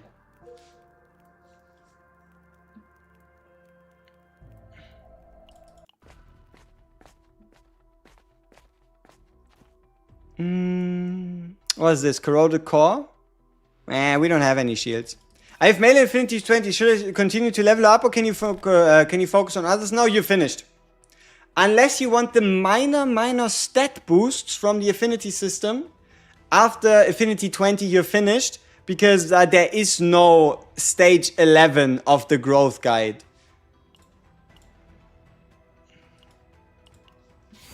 Rin plus Yuki on the same team, would that work? Yes, but not very well. At least not crazy well. Sure, you can try that and then maybe you smack in a Mika and you make it through a run, but there is no like inherent benefit to running the two of them. You know what I mean? Just why is kind of like the question, you know, like why? Is it a bug that we delete a card and it comes back after save? No. It's, you could say it's intended. So currently they are still like working on giving us all the rules and all that stuff. But what you can basically assume, sweet, is that you did something like you put in a godly card, you put in epiphany cards, you put in gear, and then you remove the card, and the process of removing a card also costs save data that pushed you over the limit, and then because you were over the save data limit, it pushed you back down by reverting your decision. Do I need this trumpet? Not really. Last stage for growth guide is level 20? Yes, it's level 20. It might say level 3, but that's just because these devs are very silly when it comes to translations. Yes, Godly the Epiphany. Yes, good stuff. The Godly Epiphany isn't the greatest, but we take it. I lost a run of Chaos 2 spots before the boss to an empowered knife guy just because the game gave you 2 turns of burn cards. I mean, the empowered guy put the burn cards in there due to him having the burning tag, meaning that the burn cards get put into your draw pile, and the smaller your draw pile, the higher the chance of getting the burn cards. So, to a degree, you got cooked, but it wasn't necessarily the game just cheating you. You know what I mean?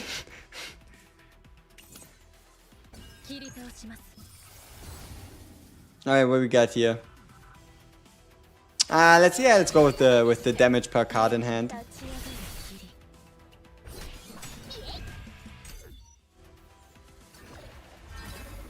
It's being reduced with patch, it won't be level 20 anymore. Yeah, true. But the patch is in 4 days, so... You know? Wait, did I just spend 1 AP to get a card that I didn't want? My mic changed? Oh. What happened? That's slightly concerning.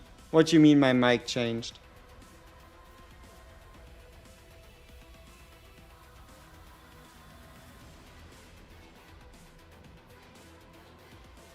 No, they're also lowering the affinity level as a whole. I wish they showed what cards and equipment you haven't registered yet during the runs. I'm trying to max my planets. During the runs they don't show you. Same, no difference. Oh, okay. So I just got pranked. Alright. I mean, okay, happens, I guess. Yeah, sure.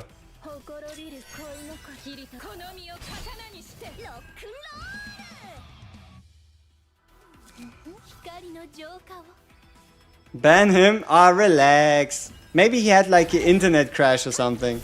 Got him. Yeah, maybe he did. Maybe Kelvin just knows what we don't.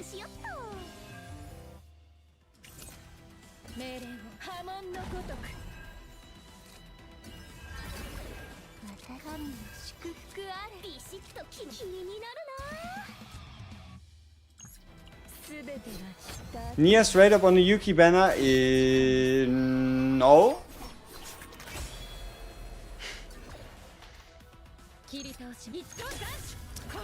The only thing I can tell you that it's either gonna be Nia or Cassius on the Raider banner.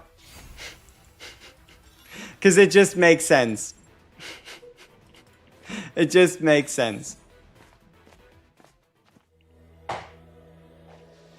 And do you think future seasons will indirectly buff seasonal characters? Yeah.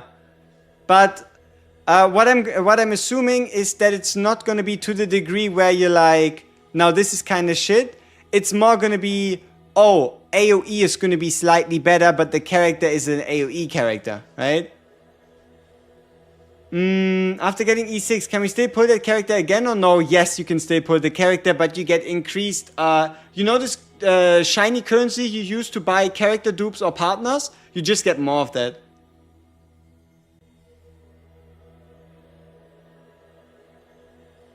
Did Dev say anything about a new 4-star? No, they did not.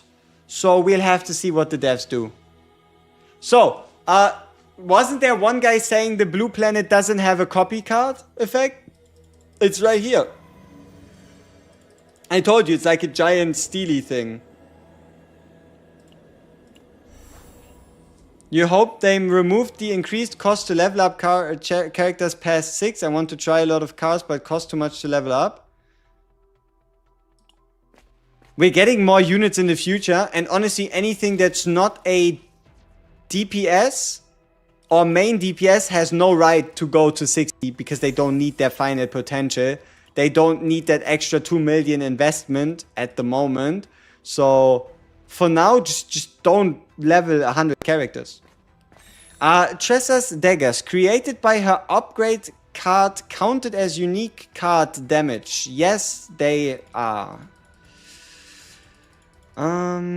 This is not Blue Pot. Yes, this is not Blue Pot, but maybe they'll hit us with the Dog Summoner anyway, somehow. Don't ask me how. Maybe they will. I have Rin, Malin, Hugo, and Luke as your only 5 stars. Yeah, but you know, we've been clearing difficulty 10 in the zero system with level 50 DPSs. Like, you don't have to max every single character day 1, week 1, month 1. Still currently investing all stamina to grinding level and potential resources. Understandable.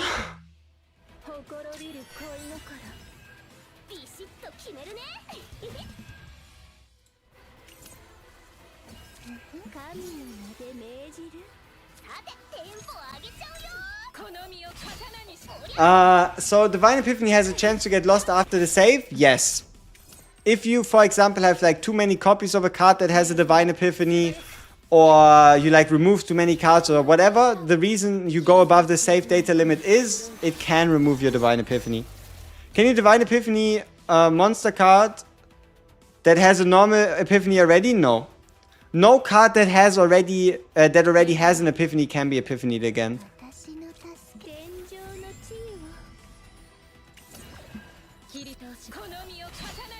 Can you explain Nia's use cases real quick, please?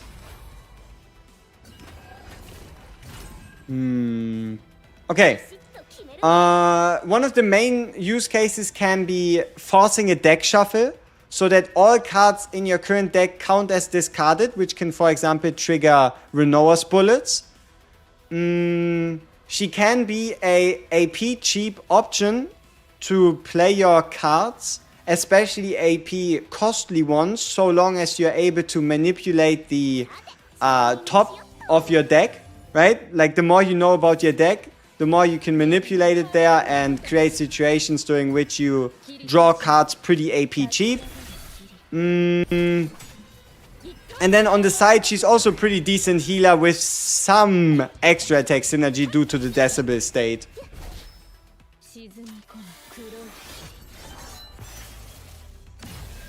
Have you seen anyone with 4 copies of a card and save data? Yeah, I myself have multiple of those. Have I seen someone with a Godly Epiphany and 4 copies? That I don't know. I'm not quite sure if I have a save. We can check my Rin save data to see. But yeah, I have multiple Rin save datas with 4 cards. Or 4 of the same. Discard all highest card cost. Discard 1. Extra damage. Discard 1. Yeah, maybe we'll just get rid of the mute accent. I don't know. Just doesn't really go. Ooh, Divine Gearbag. And it's garbage. Alright. How do you know which card is on top of the draw pile? See, that's the funny thing. Unless you manipulate the draw pile yourself through cards and abilities, you don't. 13 hours, don't you want to rest?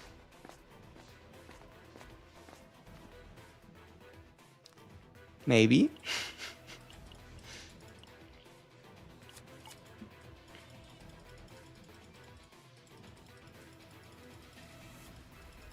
Minus cost Gearbag.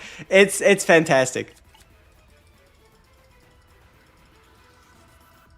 My 4 Ray build with 4 Godly Epiphany, 2 of them got replaced by basics. Were you playing on difficulty 10 very high save data nightmare mode? Don't worry guys, he just left his PC open. Yeah, but that was for going and getting myself some food. Okay, that's it. I got myself some food, and that's about it. And no, getting my food didn't take that long.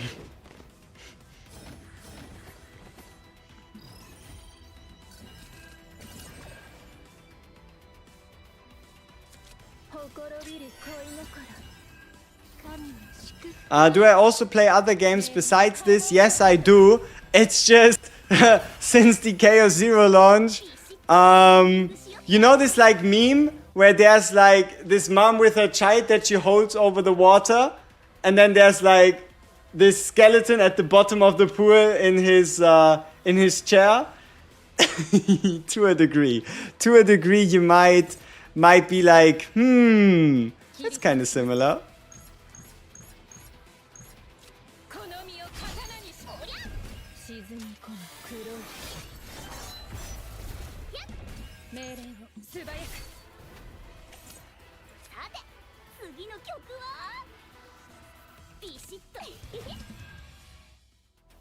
Oh yeah, like for example Nia. Discard one, put one on the top of the draw pile. So, like for example, we could determine the fact that now the next card we know guaranteed that we draw is the card we just put on top. I think we're all playing Blue Planet to dodge the Summoner Dog. No, Summoner Dog can't beat me. Yesterday's stream is fake. And bad RNG never happens to me. Yeah. Which is the better card for Kayron? Either the 0 cost 32 plus 30 per all futility cards that battle, or 54 plus 150 by X plus 1 futility thanks in advance. Two different playstyles. The X cost card heavily relies on you either having the Oath of Vanity skill card to get rid of that many futilities, or having the ultimate ready. Whereas the 0 cost one is definitely more applicable. It is definitely more applicable due to it scaling well, costing you nothing, and giving you 2 futilities.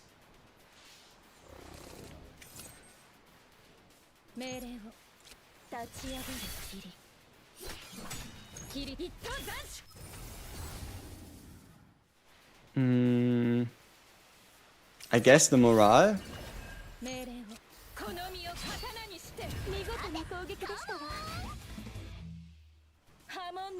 Nice.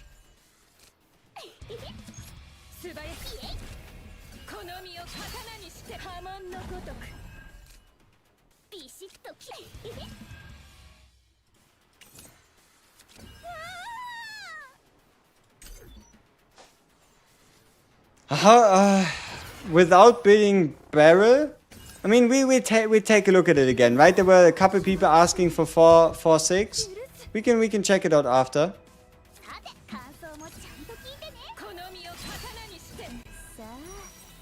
How's it going? And you since Silverberg was great to find when doing CNZN. Hey Ziriel, what's up? What's up? It's going pretty damn well.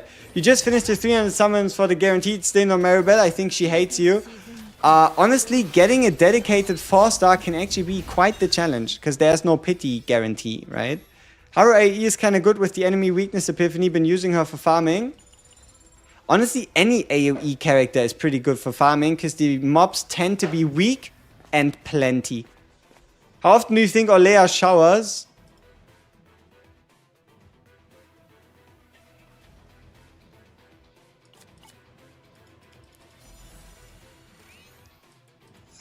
Three times a week?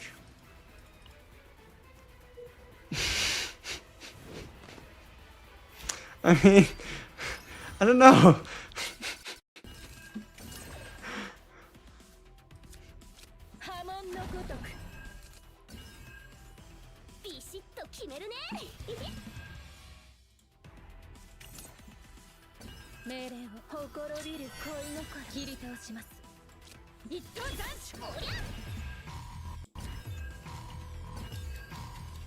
Hope more than 3 times?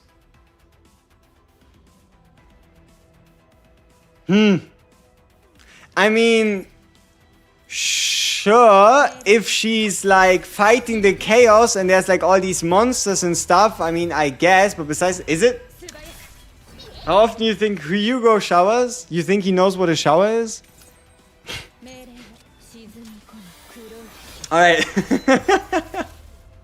Yeah, I mean, what just happened? Who came up with the... Like, who's counting? Who's counting the amount of times Olea showers? And where do we get this information from? If you don't go outside and get dirty, there's no need to waste water. Man, I think we just opened a can of worms. I think we better just pretend this whole conversation has never happened. So... I think we just all pretend that nobody ever asked one such a silly question, and we'll just continue. Excited for Wednesday? Same. But yeah, we all just continue with our life, and we all just pretend this has never happened, okay?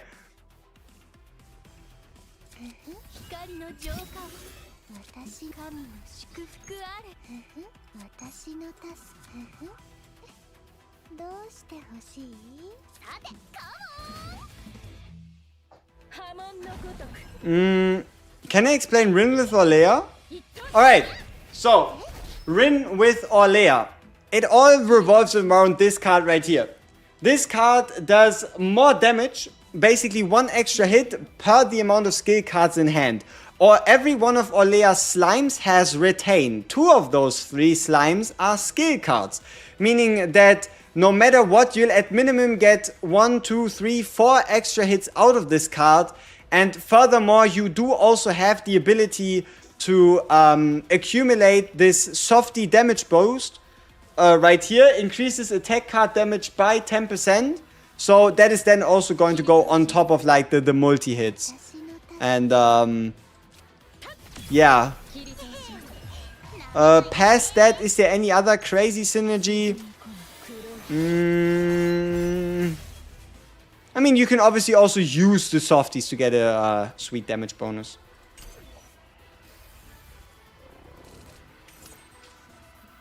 Alright, let's draw ourselves a card. We want this one. And bye-bye. Nice. Hey,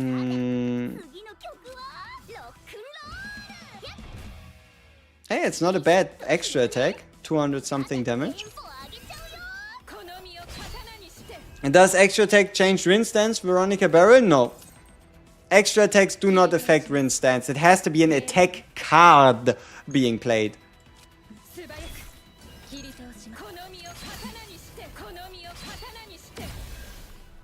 Rin E2 creates a card, OP. It's a fun card, yeah, that's true. She reduces stress too? I mean, every healer reduces stress, right?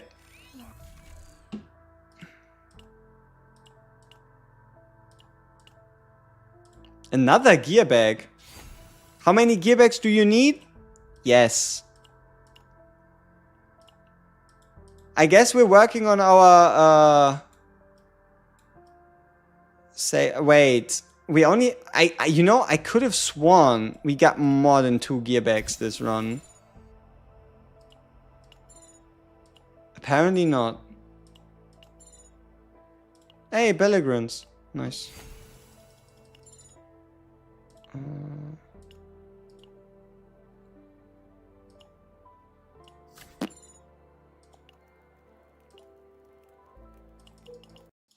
How about the sustainability in this team? Can this team run with the free-to-play setup? Yeah.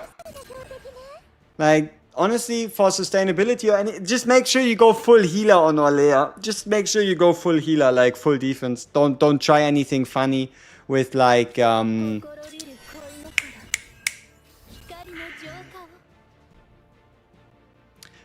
don't try anything funny with like a DPS Orlea with like crit chance and stuff.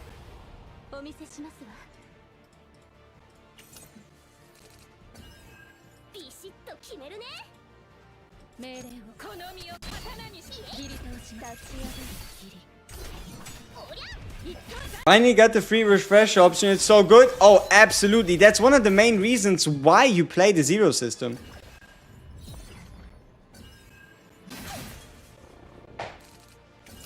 Will I make guides for each character? As soon as I have the time, right? As soon as there's nothing more pressing to talk about. Because nothing would be worse than having, like, for example, let's say there's like a new tip or something that can like stop you from like missing out on good gear pieces or something. I always prioritize what helps the most amount of people over character specific guides, but that doesn't mean that I'm not doing character specific guides. It just takes time.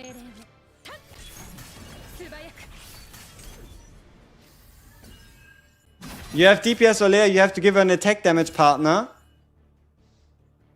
Where would you find that? Which partner on the controller side of things has attack damage, as in like an attack stat? Is it her dedicated partner? Does a dedicated partner have like a high attack stat?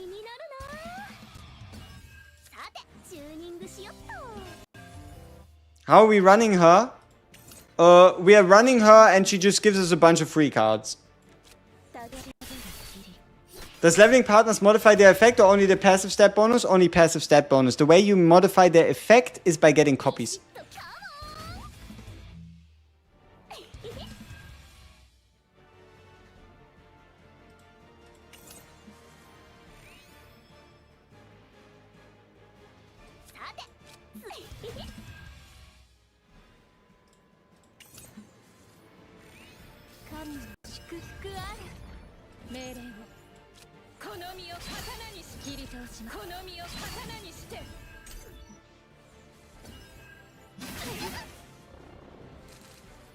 Just any partner, give up the passive. I mean, I guess that's an option. Even then, unless you really like Orlea, there's no need to force yourself to do that and play DPS Orlea. Doesn't mean on DPS Orlea is impossible, doesn't mean DPS Orlea is stupid, just means you could have an easier time. 4-piece sets kind of suck compared to 3 mixed 2 sets. I mean, it's not that bad because if you think about it, DPS most of the time, you only have a 2-piece for them anyway. Unless it's like a Tressa or a Tressa-based team where you have like access to the Agony set.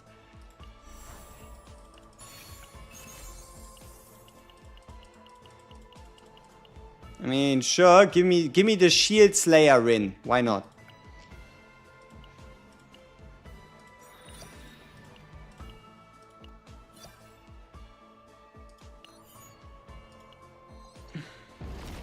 Orlea can one-shot bosses if you lower attack/retain cast to just sit and stack. You can also just sit and stack as many softies as you want and then one-shot bosses. Right? Like, it's not like you just holding onto the Swifties is the only way you can do it. You can also just use the softies and just boost whichever attack card you use next long enough until you then just strike with that. Right? But yeah, I get what you mean.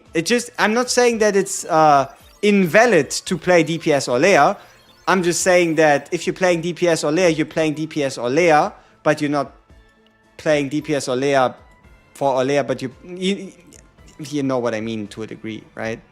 But yeah, I think we kept all our epiphanies. It's nothing too crazy. It's a double gear bag, double removed basic with some funny cards in here. For Nia, it's a duplicated card, 1 removed basic, 1 godly epiphany, double adagio. And for our Rin, it's a, Hey! That's not nice. They took my Darkness Secret Art Destruction.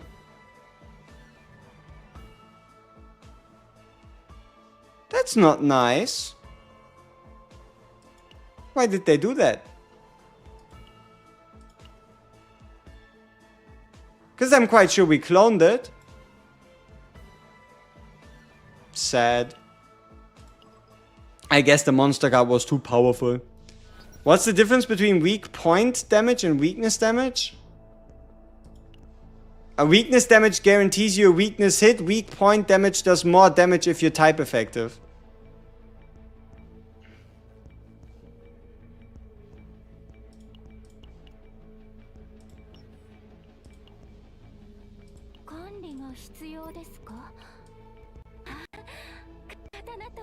But yeah, someone was looking for a 4-card save.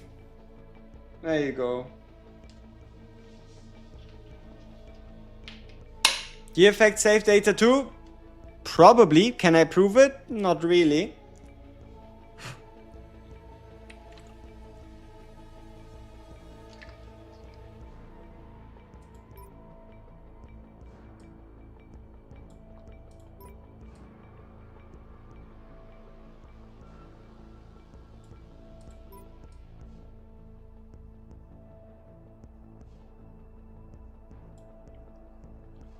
Do you know if the passion set works on Veronica's ballistas? Apparently not. We're spending in this first season your poor wallet. It's a good game.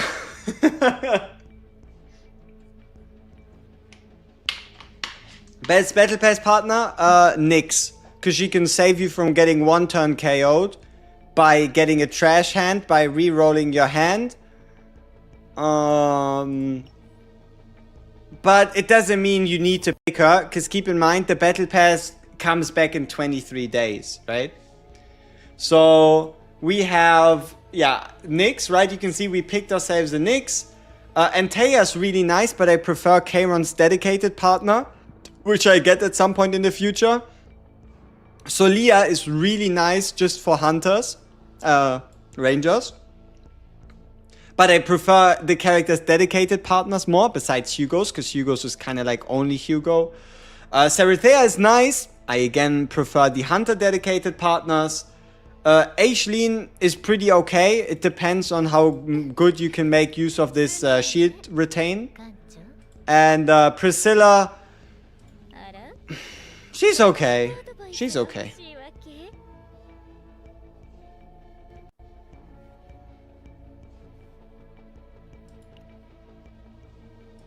But yeah, the reason why Nyx is because there's no dedicated 5-star partner that's good that you can use on everybody right now.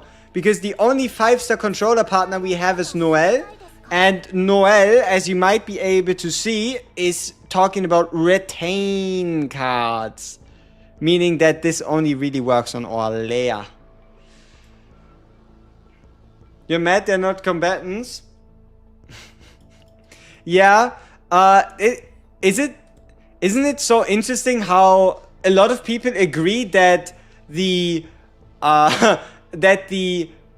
character design for partners sometimes just seems to be superior to the combatant design for to combatant design, like partner design over combatant design. Like, for example, you can tell me what you want, but that's a pretty good design.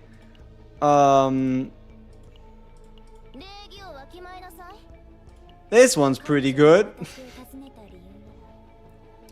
And on the note of design, I know it's pretty irrelevant for some of you, but maybe some of you didn't know that yet. You can, on your character, you can click into the top right if you own them, and then you can go to expressions, and every character has 6 different expressions you can take a look at. I like those. They can be very useful for coming up with thumbnail ideas. Sarethea will net you 2 years and 4 months in jail. But she's like 2,700 years old. Surely, right? So, how would that be a problem? You did that? You didn't know that? Now you know. Yo, Gluttonous Rex, what's up? Do partners base their skill damage /shields in their own stats, or do combatant stats matter?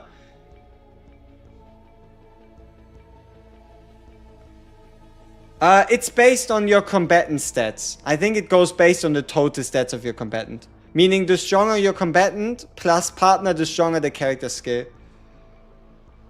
Yeah, it's the... the first Battle Pass partner. Ara?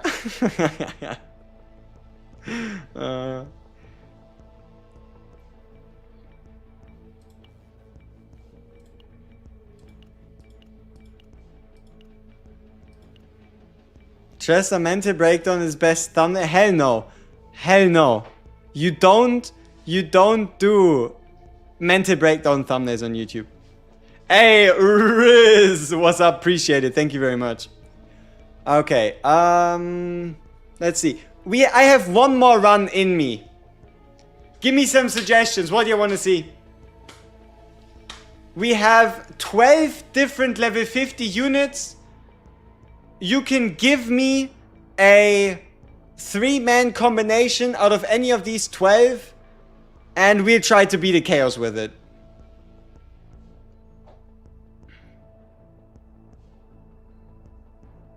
Full DPS run, no heals, but what if I just die? All gunner team. Luke, Renoa... Lucas, unfortunately, you can see he's level 1. Unfortunately. Selena main DPS. Do you see a Selena here? How it doesn't matter that she's level 40? Psst. Renoa, Cassius Ray. Okay, interesting. Luke, Veronica, Renoa. Do that. Okay. Alright, let's find our main DPS. As usual, we are a democratic organization here. So Main DPS next run. It's either between, we've seen a bunch of Renoas, we've seen a bunch of Kayron, we've seen a bunch of Luke, and which other main DPS do I have available that we can slap in there? Oh, we could do Beryl main DPS technically, which is kind of fun, I guess. Beryl. Huh. Alright, there you go. Main DPS next run. What do you want to see? Yeah, don't you worry. I made it poll thing.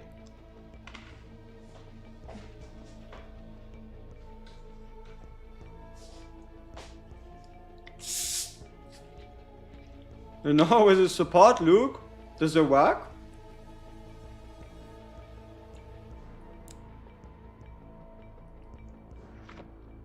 Ooh, Renoa seems to be winning.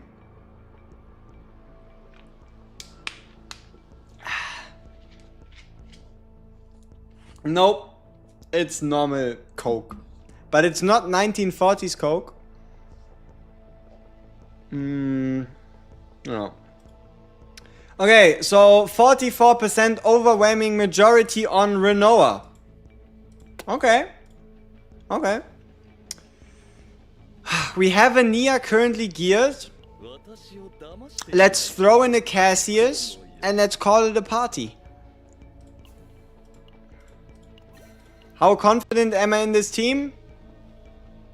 Not super confident. But who cares, right? Who cares?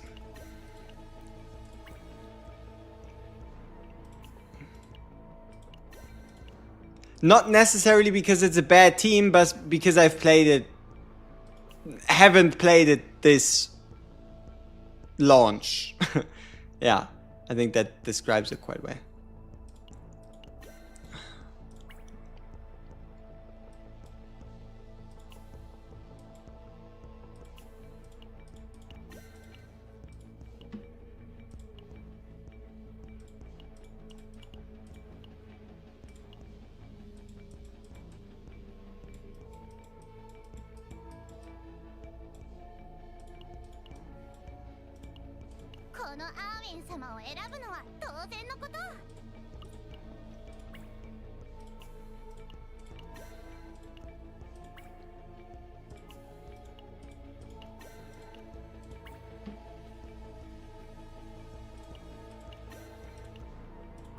Sorry that that takes too long. It's just gear swapping, right? Just takes its time.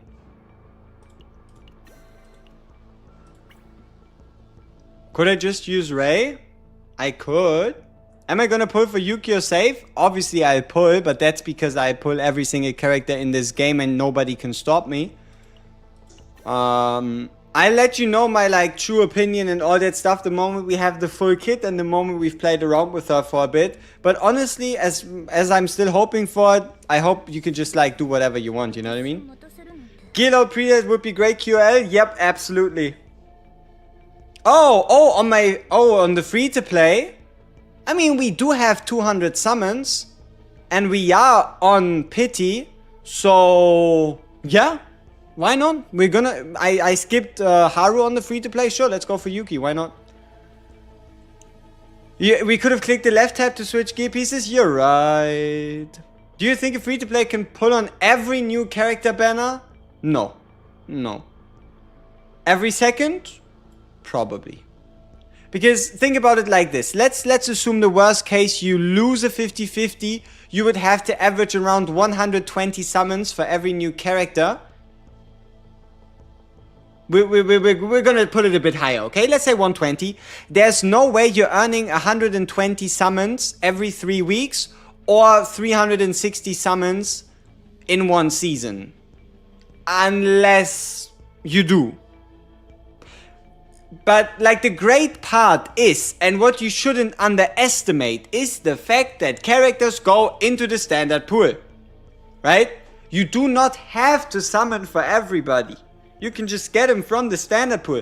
And you all know, as much as you do or don't like a character, pulling a character that's not part of the original 10 on the standard banner, it just feels damn good.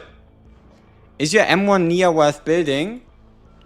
Yes. M1 Nia's, I guess you would say, the minimum requirement. Because you really don't want to play with the Nia's Curiosity on card cost 1. Should I use 2 Burger Girl or 1 Burger Girl, 1 Moral Girl on Khalid Magna team? I don't think you can stack tank effects or character effects. I have my point for Yuki on main account? Oh, 100%. Bro, I got 10 characters out of 13 in 2 weeks of playing. I'm sure we can snag a new unit easy. Sure. But keep in mind, if luck one time isn't on your side, it might work for the first unit. It might work for the second unit. You might even pull off all 3 characters in the season. But what about the season after? Are you really going to be sure that you'll be able to pull every single release character consistently without like a good little bit of that lucky spice, you know? Like, for example, sure, you can be here, you can sit here, you can click a temple and you can hit a 5-star. But, yeah.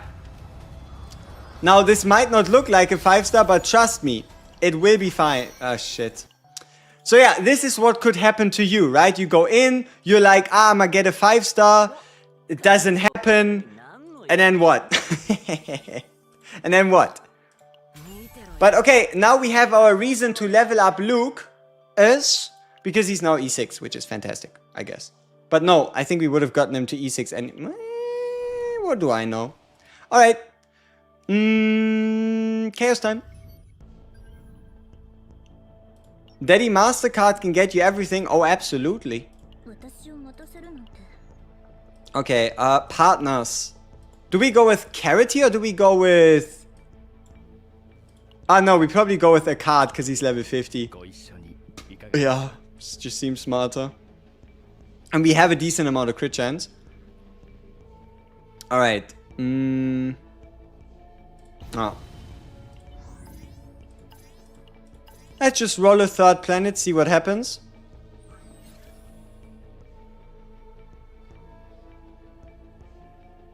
That's ugly. Negative 40%. No.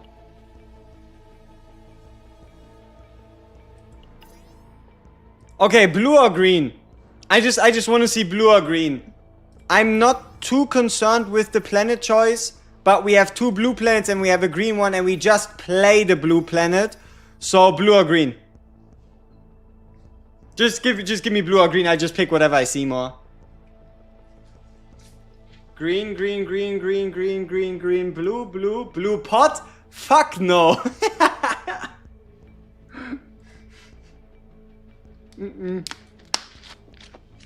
Not only would I have to refresh, green is no fun for Renoa.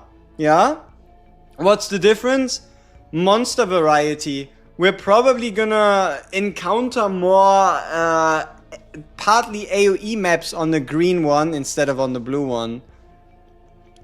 Who has the strongest M2? Haru or Luke for now, I would say. What's the difference between colors? I mean, which characters are effective there, and then also the items that you get on the planets, the events you encounter on the planets, and the monster variety. Right? More AoE on green. Element is the difference in stage length. Yeah. It would be worth doing a video on what currently we get in the season to see what you can get as a free-to-play overall. See, I could do one video like that after the end of the first season. Because how are we meant to know for now what you're gonna get in the season? There's so many events they've planned, so many rewards, event shop, all that stuff. Any prediction I make is gonna be off in a bad or in a good way. Are partners really important? Important to equip? Yes. Important to bring to level 50, level 60? Not really, because it's just flat stats. But the subs, the passive and the skill is very important, yeah. Would Yuki be better with Luke or Hugo? Probably with Hugo. Does the pity count go to the next banner or will it get deleted? Pity count goes to the next banner. Which is the best Forster to build aside from Mika?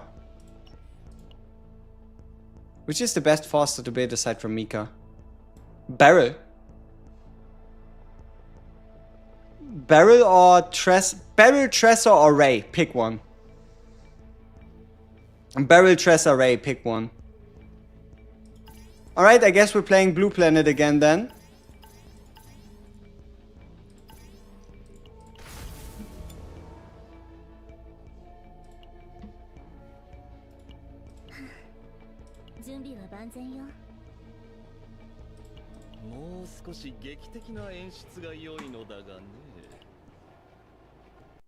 You're building your Ray? Alrighty. Bit of few level 6 units or large variety of 50s? Large variety of 50s is more fun. And a few 60s is not really necessary because you can beat whatever you want to beat with 50 so long as you play it well. We probably take the standard card for 100. Yeah, we were pretty highly likely to just get a gear back here. Which would be the gear set recommended for Ray and Cassius? Honestly, full defense. Like, sure, you could treat them as the sub DPS, but then, like, two options. You want them as a healer, or you don't want them to deal damage. Go full defense. You want them to actually deal damage with, like, the morale attack, with the stacking dice, with the special card. Then you better go full DPS. Are you done with hyperspace? No. We'll do the hyperspace stream tomorrow, I think. Yeah, we'll probably do a hyperspace stream tomorrow. Too bad the two sets don't stack. Yeah. When are we doing an intensive study on the Maribel Affinity 10 background? It's a good question.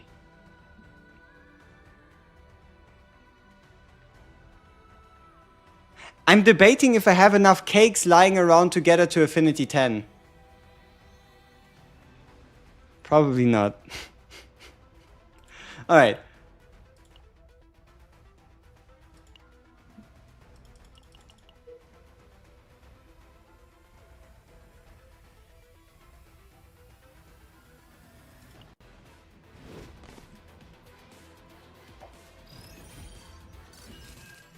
I only have M0 Cassius Sage. I can't bring him to Chaos as a healer. I mean, you can just bring a dedicated healer and then bring him alongside of it.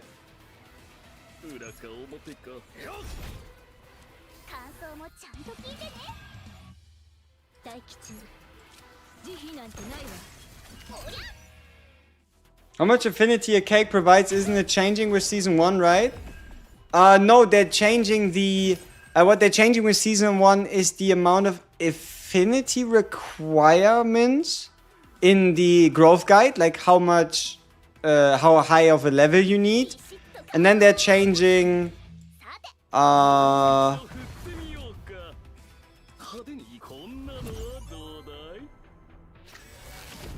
I don't think they're improving the amount of affinity a cake gives. Not that I know of.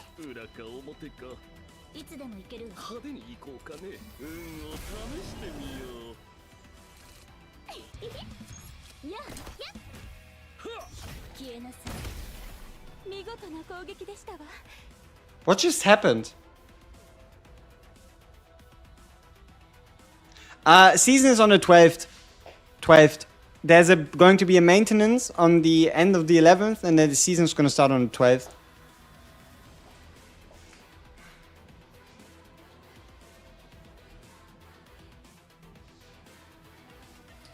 And yeah, I'll do a dupe list. Yeah, did we shuffle our whole deck? Because we did an attack. Cassius also attacked. Everybody, I don't know, was it a decibel pro? It looked so weird.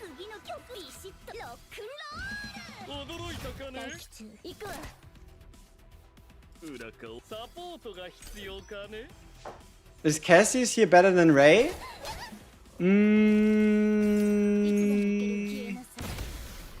I don't know if you could say better or worse. I think maybe the one you would have to question is Nia, maybe. But no, you can run any of the trio. It could be Cassius, it could be Ray, it could be Nia. I don't think they take too much away from each other.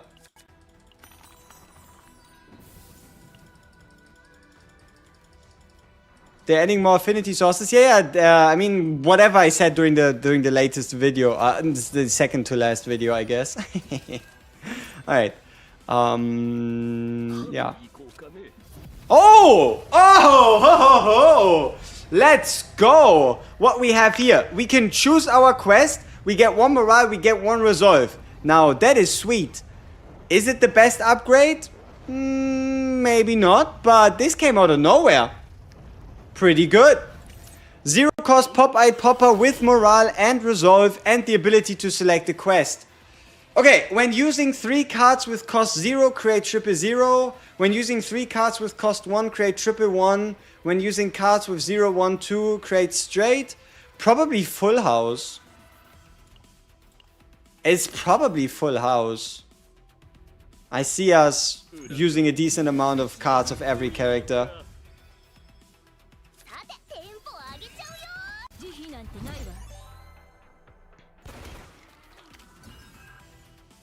Hot damn. That's a good put. Now for those of you wondering, why the hell did we just do 2? It's we got the create effect. The whenever you create a card, 25% chance to like clone it. So that's why. 111 is better for healing. I mean, we can choose per fight, right? We can just pick the fight, whatever we want to do.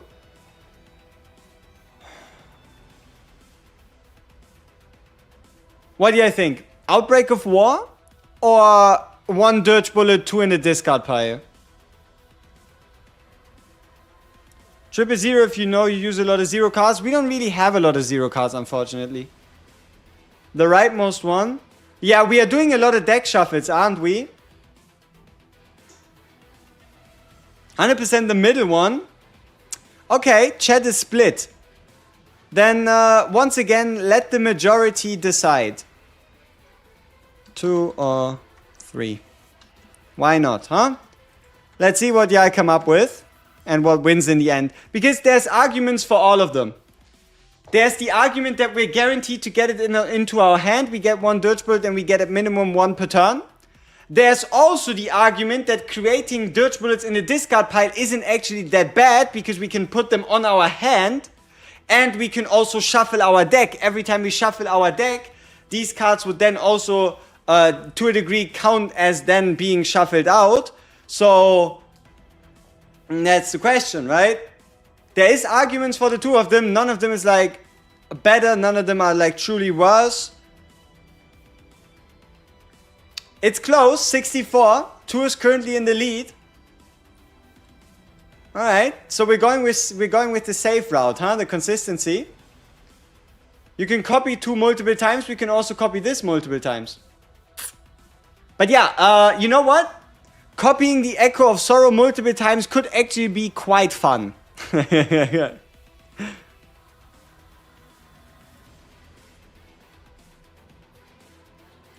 Alright, let's go with 2 then.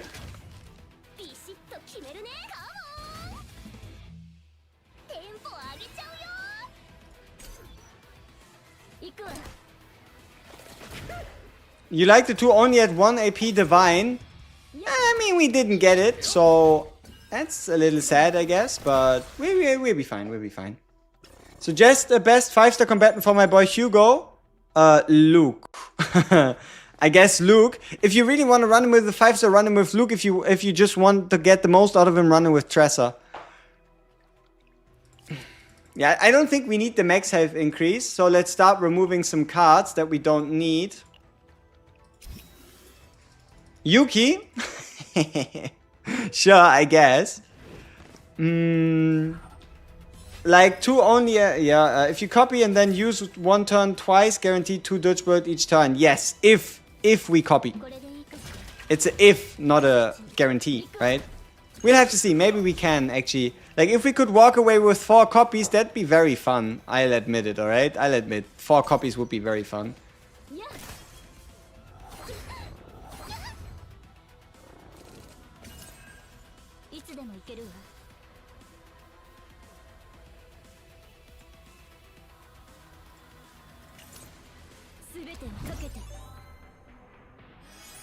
Isn't this shit going to draw us a whole bunch of cards? Isn't this a 1 cost 6 draw? I mean, Sure, using Last Ditch Assault is kinda nice, but 6 draw?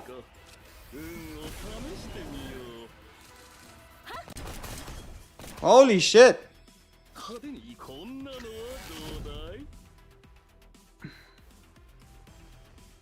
One turn, 2 morale. Ah, see, this is the problem. It's for 1 turn, the 2 morale and the fortitude.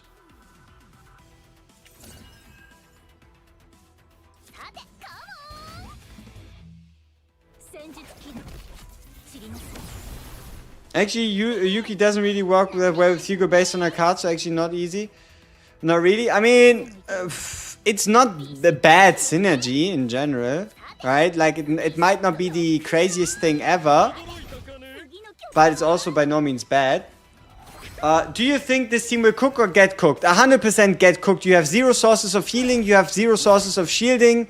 So unless you're playing on non-nightmare mode or you're pulling off some kind of divine miracle or you're heavily over-leveled, Luke Lucas is probably gonna get cooked at some point. Can you choose 2 quests if you copy the Popeye Popper? The problem is you can only have 1 quest active at a time, so I don't think that actually gives you anything useful, unfortunately. Can we roll a 6?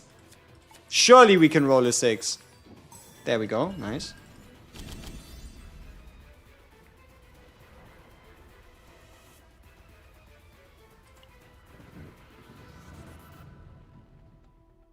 I mean, I guess.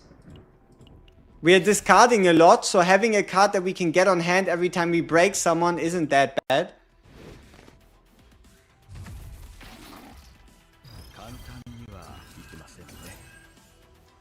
Crit chance, elemental damage percent, attack percent is bigger than crit chance, attack percent? Yes. Yes, it is. As far as I can tell from my experience playing around for now, it is. Unfortunately, I don't have like any crazy math to back it up. Streaming at 30 FPS? Yes. Don't ask me why it was like a... I think it said it somewhere that you like should stream on 30 because it's like more consistent or whatever. But also, we're playing a turn-based game, right? My cam is running at 30. We're playing a turn-based game. I hope it's not too much of a bother.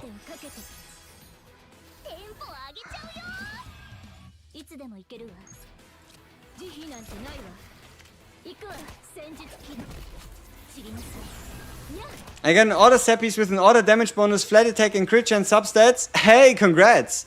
That's pretty damn good. Do you know if we build Tressa crit or go full attack and damage over time? Full attack and damage over time seems to be the way to go. Because at the end of the day, you're really good at applying these, you know what I mean, right? Like, at the end of the day, you are really good at applying agony. And then having that agony just be more effective, it's just smart, you know? Save your bandwidth where you can. See, I am paying for bandwidth, so maybe I should be like, I need to use it all, but, yeah, I don't think there's a need, right? Renault the Goat, Renault the Queen. Oh, best unit in the game. Oh, now we're getting into dangerous territory. Keep in mind, in every chat, there's someone who mains somebody else. Calling somebody the Queen and the Goat is gonna get you killed in an alleyway. And nobody will admit to being the one that did it. Because, yeah, just keep in mind, you're fighting against 10 other people that have a different opinion, most likely. You're playing a dangerous game. Okay, and then there's these weird people that are saying DPS Mika is the best. So those lunatics do exist, and they killed you and they also admit to it. What planet is this? We are playing the blue planet still, I believe.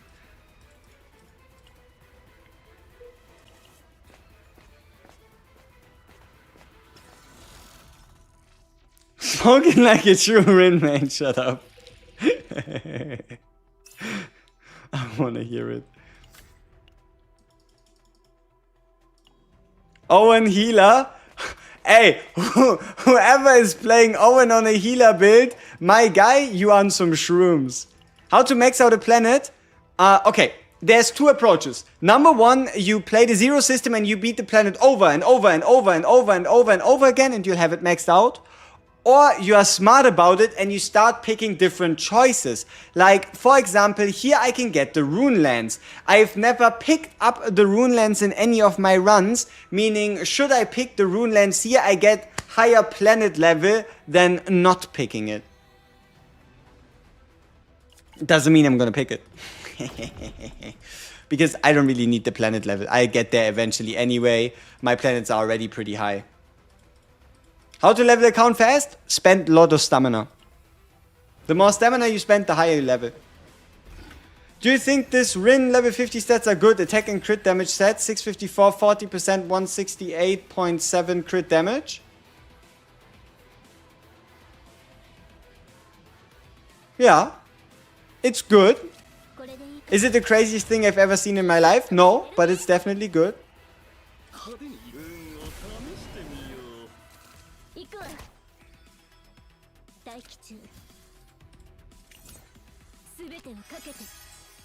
I hope we can get a nice Black Rose Epiphany. What are the gear sets you think will be used on Yuki? Attack percent and crit damage. I'll make a video tomorrow. You know, I forgot to write it down, but I have a video idea for tomorrow thanks to all of you. So you can stay tuned. It's going to be around... Let's see, when do I wake up? I would say it's going to be in like 11 hours. You're going to get like a dedicated what to pre-farm for Yuki.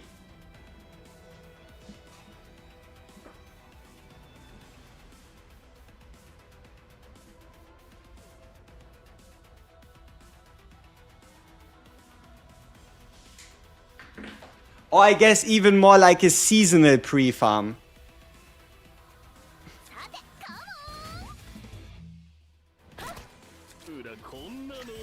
There's a video you're gonna eat for breakfast. It's gonna have everything from every single source of what you could farm, of what you're gonna need for which character, which gear set, everything like that. Doesn't the auto set work pretty well? Yeah, that's what we'll also have a look at. A more dedicated one between order set and potential non-order set. Alright.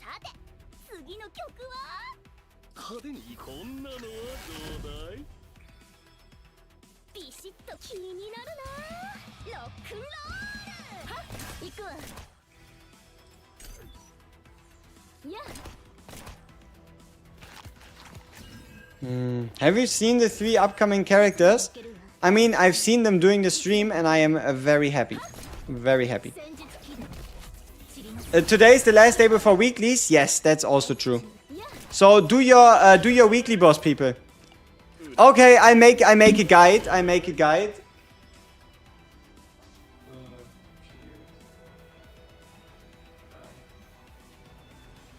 I heard that a lot of you were struggling with the shield guy, right? Mr. Judas as the weekly boss. So, yeah, I think we can slot in the Judas guide. I've got Rini 1. Is it significant? Haven't tried it yet. It is amazing. It is not the craziest thing ever, but an additional 20% base damage for her multi-hit card based on skill cards in hand is very sweet. The Sway... it's called... It's surely like Newton's Law or something, right? Right? Pew. Is the Battle Pass worth to pay for? Yes, I would say so. The amount of... not the advanced one that gives you 10 levels, but the fact that you get a 5-star partner, you get all these resources, you get some summons, you get some crafting materials, you get some upgrade materials, you get some... Like, overall... It might not seem like it, but if you truly get through it, I would say it's definitely a worth purchase.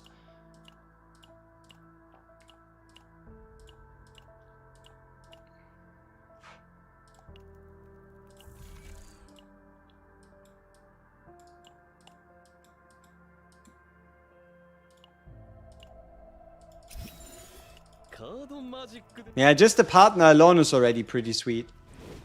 How much time until the end of the week? 21 hours.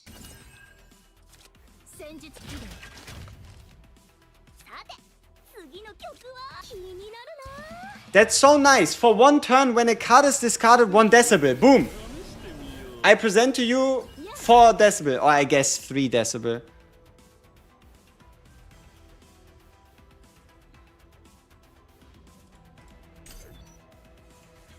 Which cards do I remove from Cassius's deck? Still the basics, I would say. Like, I think every one of Cassius's cards is pretty useful. And I do find myself removing the basics. Even though they have a 30% chance, it's still only a 30% chance.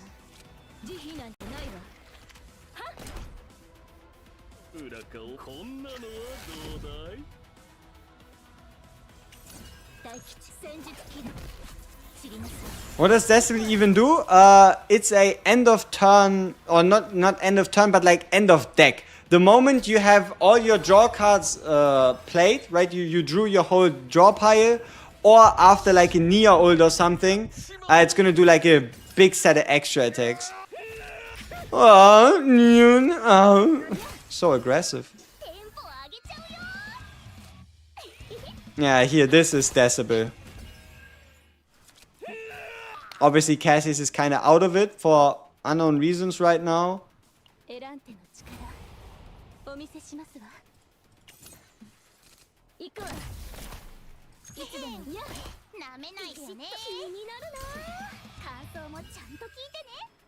How to make your character in trauma mode for the chaos thing? Mind broken. You see our Cassius? If this happens to your character during a run, and especially if it happens multiple times, then you're going to get a... like, when your character goes... then your character needs to go to the mental station, and when they go to the mental station, then you can unlock the mind broken mode on them. So they need to... experience. They need to experience mind break.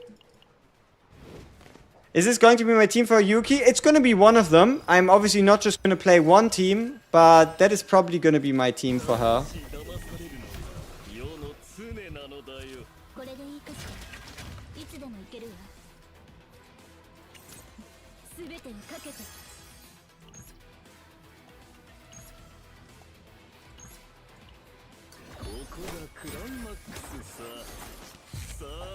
What Dirge wait, does Dirge Birds works with discard cards? Yeah. This when moved to the discard, extra damage attack on enemy. Doesn't matter if it's end of turn or if it's you discarding them, right?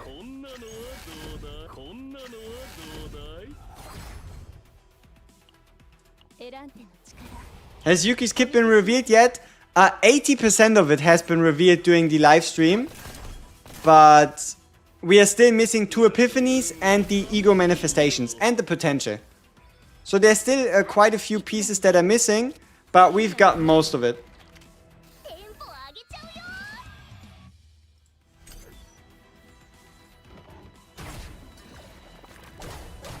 Is it the same as what was leaked? I mean, the leakers were going around saying she's gonna get a plus 20 hits upgrade, which obviously was trash. So... depends on if you're looking at it like the, oh, is it the newest version or something else, but, yeah. Alright.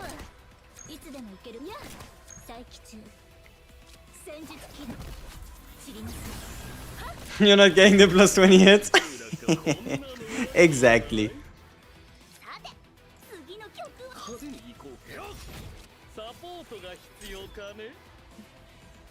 She was a green Rin? No, she's an AoE. She is striker, she is green, but she's AoE.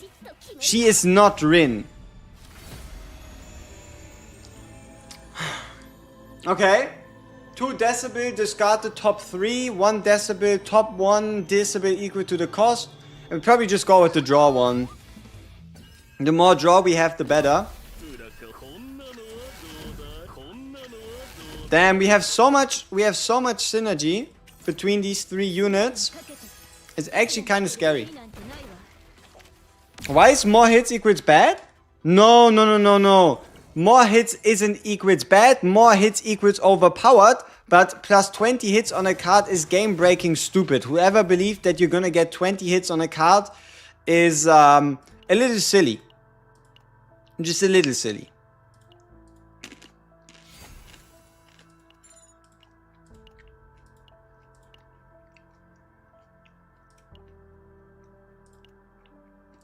Extra attack damage.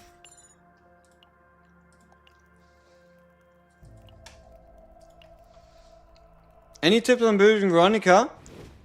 Yes, the unique tag. Unique tag means this card can only exist once in your deck. Tips on building Veronica is look at what kind of stage you're facing. If it's an AoE stage, just pick the giant ballista. If it isn't, then yeah, then pick any of the other ballistas, right? Be a bit more situational, see how much crit chance you have, how much it could help you. And then try to get as much draw power as possible out of her. Why did I skip campfire? I forgot.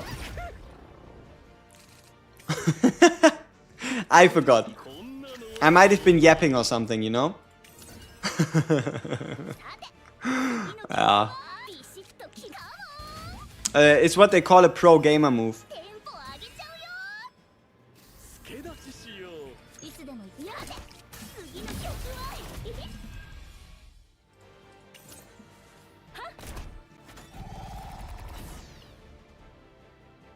Wait! Did you guys see this? That's even better. Isn't this kind of silly? The Adagio interaction with a Dirge Bullet?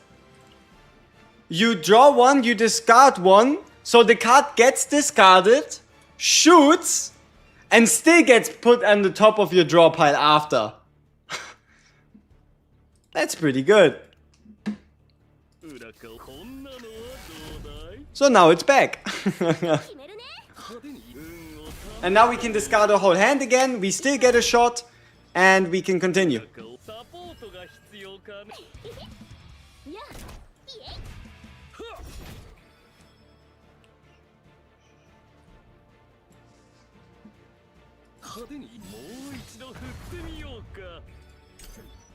Do you think Haru, Veronica, Mika shut down and clean Judas?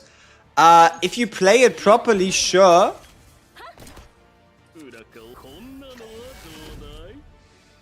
Especially when you ult with like 20 cards in the draw pile, absolutely. On a note of ulting with cards in the draw pile, how about we do that? So first, because it gives us all our bullets, we discard the bullets to get more draw, to create more bullets, to discard more bullets. And it's already over. Where do you find the Judas boss? He's at the end of chapter 5, but he's also in the simulation, weekly boss, second boss. Joker! Hey! Nice. Maybe we should have upgraded Shuffle. I know. But hey, 2 Outbreak of War, 2 guaranteed bullets each turn. That's pretty good. Is Nyx a good partner for Mika? Yeah. You just kinda need a gear back to trigger the special effect. But still, you are going to get more than enough value out of the ability to reshuffle a turn. Should have played Blue Pot to make it harder? We could have. Okay, card draw. Oh, draw 1 card when discarding a card for the first time of the turn. Say less.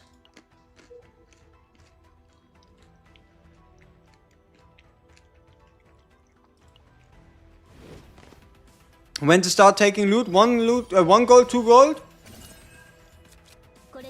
Okay, think of it like this. If you use your daily stamina today, will you already move into 2 gold pieces, and are you confident you'll beat enough 0 modes for that to be worth it? If not, just take the 1 and also look for sets. Attack set, insta take. Crit damage set, insta take. Yeah, attack 2 piece, crit damage 2 piece, defense 2 piece. All of those are like insta takes, even if it's just 1.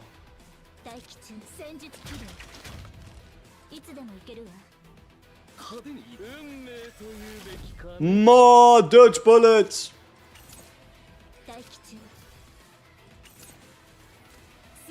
I like to discard dirge bullets to get dirge bullets to discard more dirge bullets. What do you think of Veronica and Nia as teammates for Yuki? I mean, Veronica goes with everyone. Like Cassius, Nia, Renoa. Cassius, Nia, Renoa. Just do it, alright? Just do it. So much discard synergy. Hey Alex, what's up?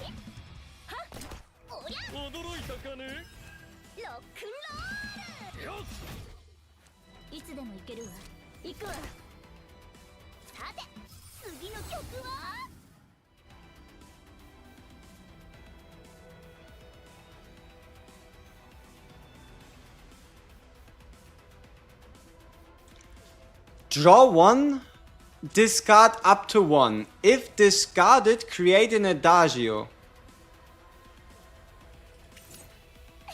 Okay. And we discard a dirge bullet. And we get an adagio. And then we discard this one. And then we get another adagio. And then we just discard this one. And then the gearback triggers. And then we just do this one. I swear this turn was 5 minutes long. Orange or green map for good Rin gear? Orange, but only if you can beat it with like the help of a Khalib. No Celsius. More like calculus.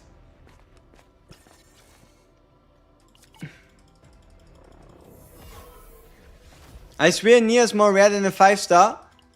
You know what? To a degree, yes. Because there's no pity on 4 stars. To a degree, right? But obviously you're guaranteed a 4-star, but it could always be a partner.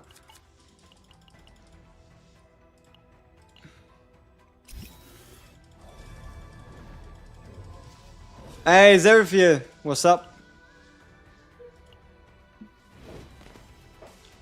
What memory and potential should you focus on win? Unique card potential.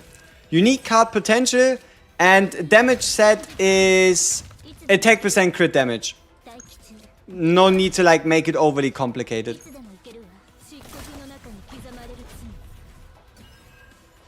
If you wanted to, you could do 4-piece void, but just go with the attack percent crit damage and you'll be fine. On the reroll account, spend 300 without Cassius. Hey, it can happen.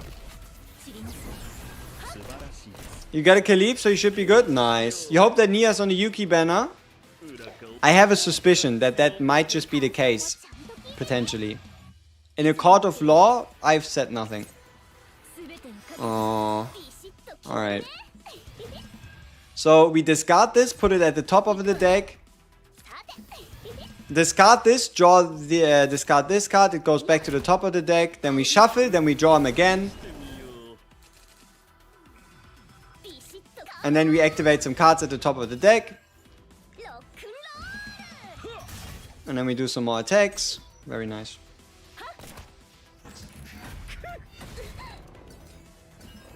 Hey!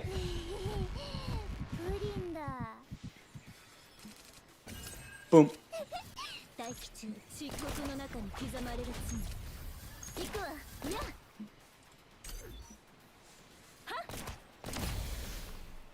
You have a feeling it's going to be Cass and Nia? Hmm.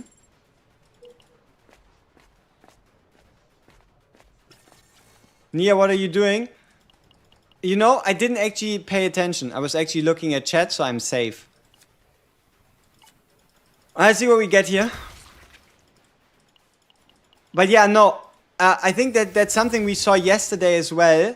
That Veronica. Our cute Veronica was doing very suspicious things.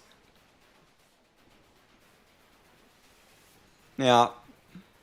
Our cute Veronica, all of a sudden she was doing very weird things.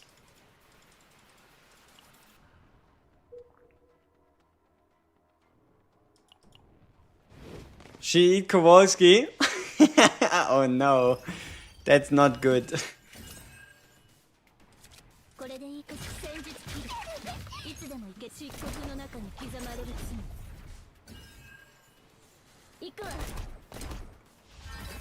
You can't see Veronica's suspicious things because you don't have her. Wow. You're such a Chad, man. But no, that's good.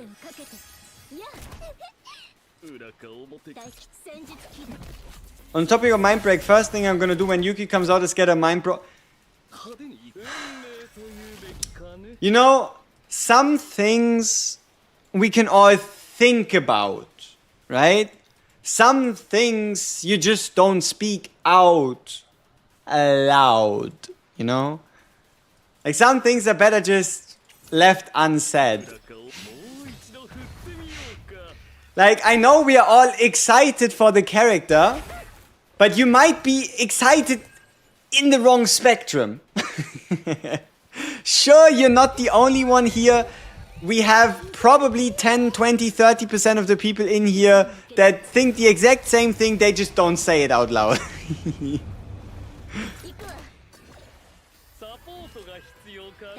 Now you might call them cowards or you might call them smart, that is entirely up to you. Is it possible to beat difficulty 8 with level 40 characters? Why would you do that?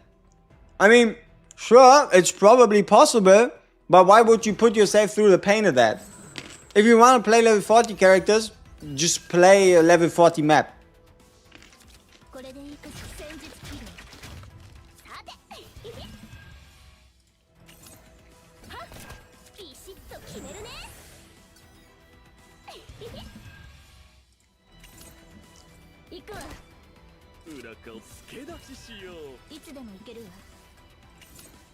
Look at how many dirge bullets we are creating.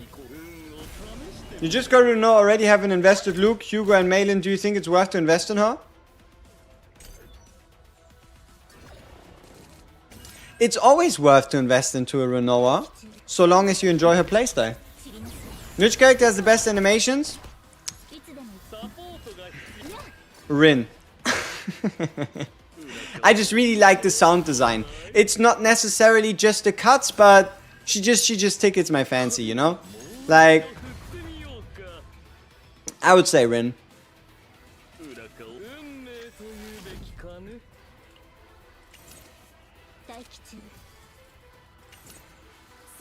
Magna's your princess? Hey, understandable. Nia's good. You're trying to push the zero system. I have level 50 heroes, but not sure if I should focus on upgrading their partners, currently level 40, upgrading their memories, or maybe the unique potential first. It's character dependent, though yes, for your main DPS working on the unique potential can be a good idea, though the biggest boost comes from making sure you have the proper right side stats for your gear. And what can also help is you probably have one of those currencies, you know, the Zeronium shop and the ability to craft one piece. Trust me on this, craft a crit damage set, crit chance main stat, 2 set crit damage piece, like 2 set crit damage piece, and you're not going to regret it. No matter what, you're going to end up with a piece that is going to be playable on every single damn character in the game. Unless you're talking about a support. How good is Renoa for difficulty 10? I mean, we're playing difficulty 10, and I swear I haven't felt as dominant in a while. How many runs of gear simulations would you do to prep for Chaos Zero? You know, it depends entirely on what you get. Like, the moment I have fitting main stats for all my characters, your job is basically done. On top of that, even then, you could already go in so long as your main DPS has the fitting main stats. But what I would really do and what I would really recommend is craft a crit chance main stat, amulet from the crit damage set. You just can't go wrong with that piece. It's the safest craft in the entire game.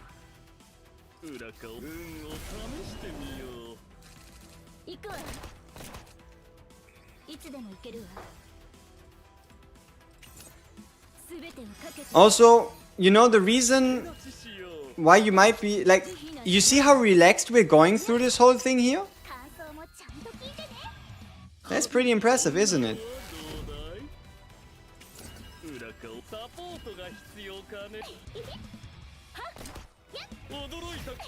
We basically haven't struggled a single time. Oh. If you wonder why our how to progress in Zero system, I mean, don't fight planets you know you can't beat.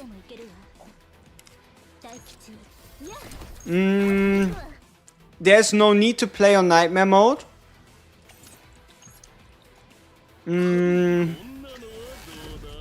Don't take max HP decreases.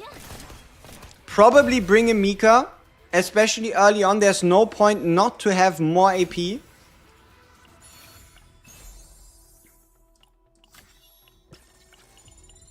And have proper substats, proper main stats on your gear. Stay the heck away from Blue Pot, potentially. What would be the best equipment for Selena? Currently, according to some very smart people, the Passion set is bugged on Selena. And what it actually does is it increases the damage of Selena's mark by a stacking percentage every time she uses an upgrade card, or I think every time anybody uses an upgrade card, and it increases the damage of her marks without reducing the set effect, so long as you don't play any attack cards from her. So I guess at the moment the Passion set is by far the best set on Selena.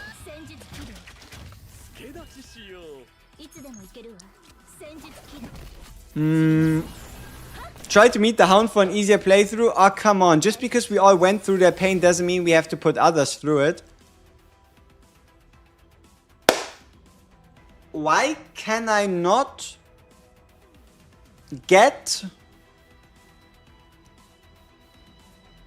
the discard combatant epiphany?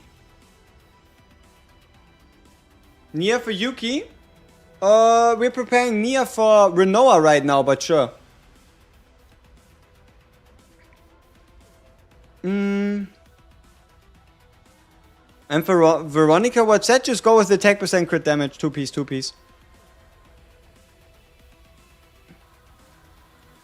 It's the random mobs like the frog in the end or the guy who summons the nukes? Yeah, the guy who summons the nukes can be avoided. Good idea.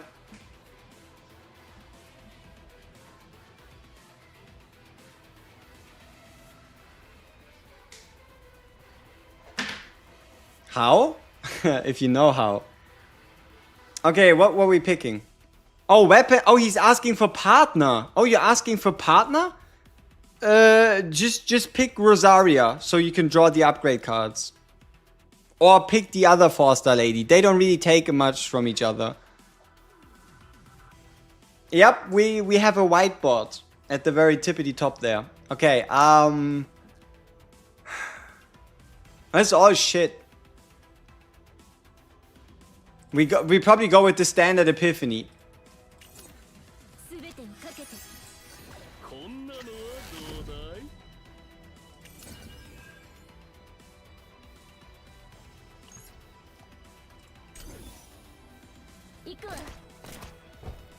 Do I need copies of Renoa for her to be good? We're playing E0 Renoa on difficulty 10 right now.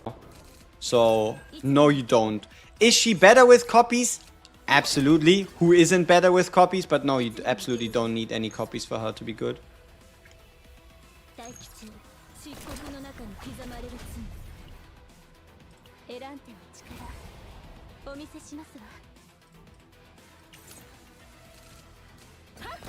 So much card draw.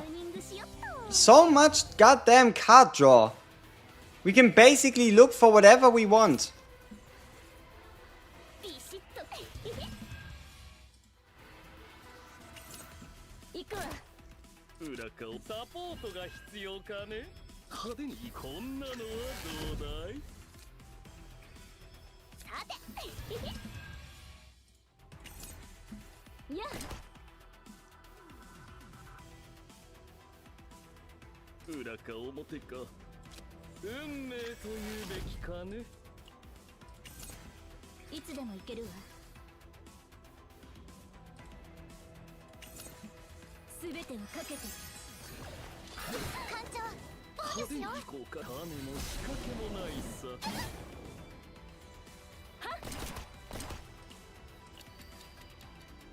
I don't want that.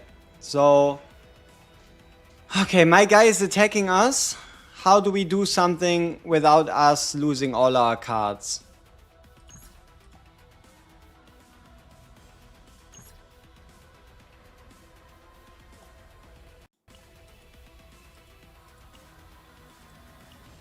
Oh! Just look at this.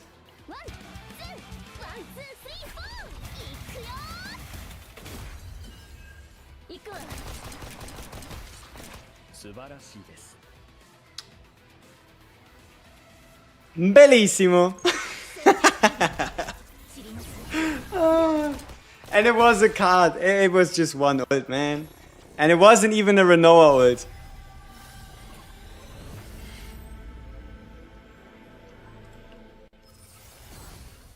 Yep. That's damage. We didn't get anything useful, unfortunately. But it is a clip, huh? They killed your promo run to 9? Aww. Okay, what do you think? What should we copy? We have a lot of interesting cards in here. Like, we have the Joker. We have the Shuffle. We have Nia's Curiosity. But probably the safest is the Echo of Sorrow, huh? Ah, probably the Echo of Sorrow Outbreak, yeah. Maybe we can get 4. Maybe we can keep them all. Damn, Renoa's that good. I have M2, but you just don't know how to play her. Man, if only there was a guy who actually, like, plays Renoa and who could potentially make a Renoa guide.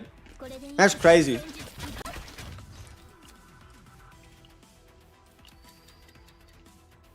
But if I get 4, you'll be very jealous.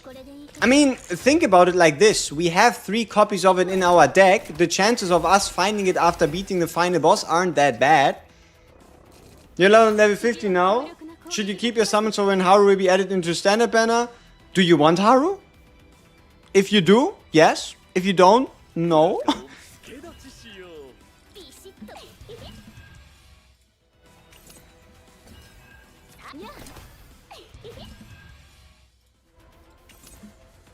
So much extra draw.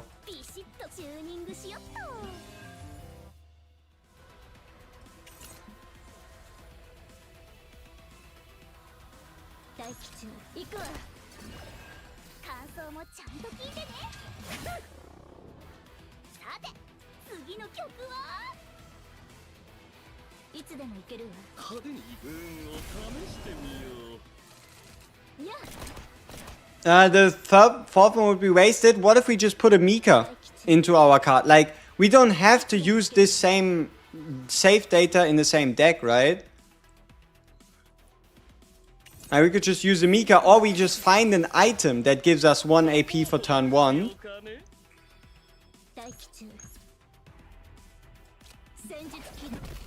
Is Nyx the only good 5-star partner in the battle pass? Hell no. All of them have value.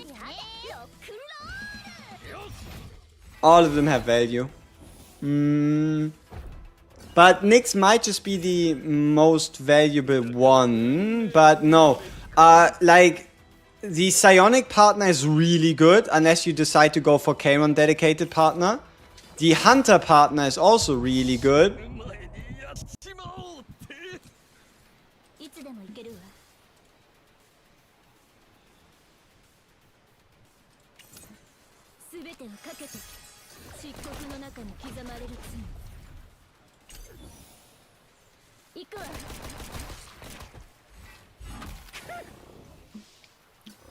Hey! Stop all breaking down. What's going on? Who's gonna kill me? What you want, Renoa? I'm feeding you. I'm clothing you. I'm giving you gear. And now you say you're gonna kill me. You're gonna what? Huh? Hey! Stop shooting me. What's that? No, no, wait. Woo! Did you guys see what I saw?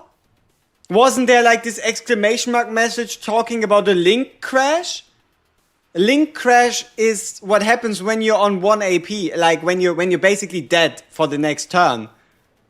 Like, I was scared. Like, why the hell did it have to say Link crash? It's just mean. It's just mean.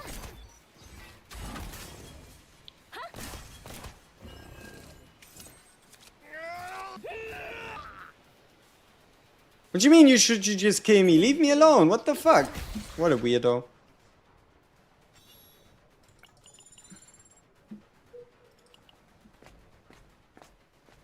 Hey, confession. Yeah, give me the stress decrease. I have no will to bow. Alright.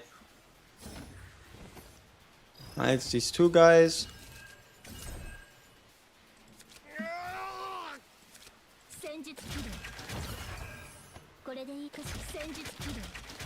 That's a lot of bullets. Is Khalib good with Renoa? It's decent. But it's nothing where I'd be like, yep, that's why, you know. We need some healing.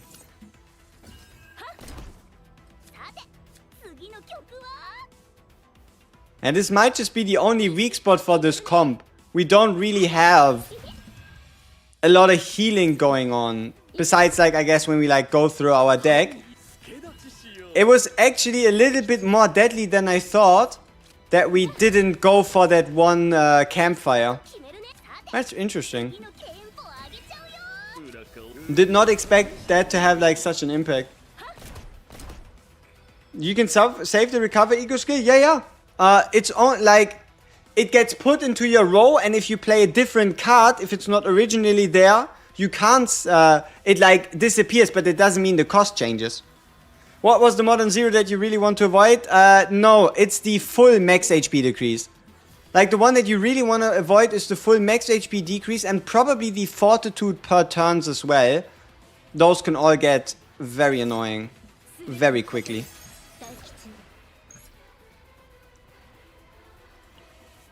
How about we just Cassius ult here?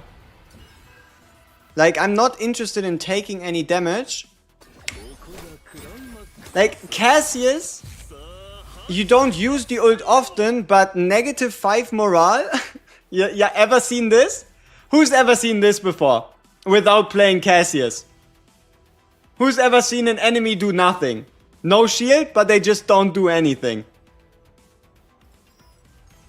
I mean, he still does 33%, but this guy? A bunch of nothing.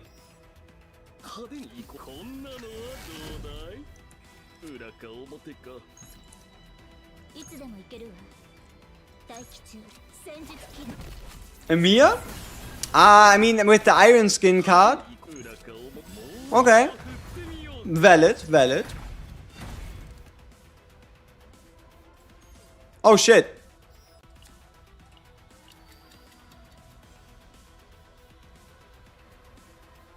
We're not playing that card.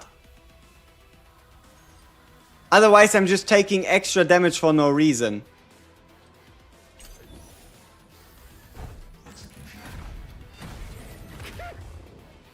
Yeah.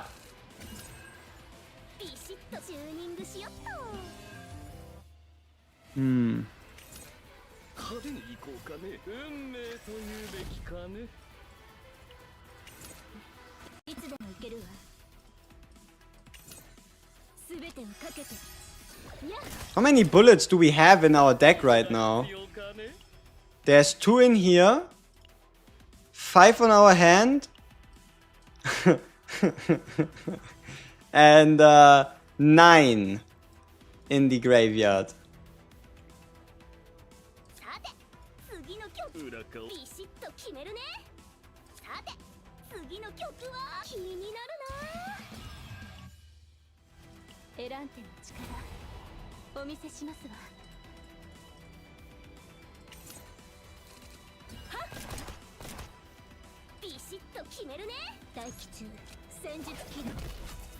Did you ever play Slay the Spire before? I'm not unfamiliar to roguelike games, but I haven't Like, I've played it a bit, but I haven't, like, religiously played it.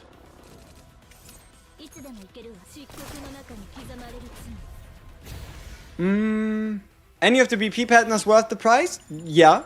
Nyx at minimum, but any of them are honestly pretty good. Is it worth upgrading non-DPS characters' potentials? The basic potential can be quite good, and the unique potential, depending on if they like have a bunch of healing synergy, but it's not a priority, absolutely not. Probably the 2-cost one. You played this because a friend said it's like Slay the Spire? It should be close, huh?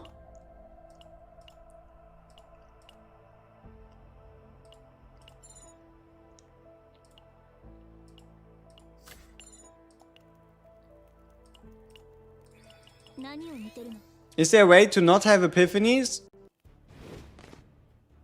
Delete the card before it gets an epiphany? Might just be the only way.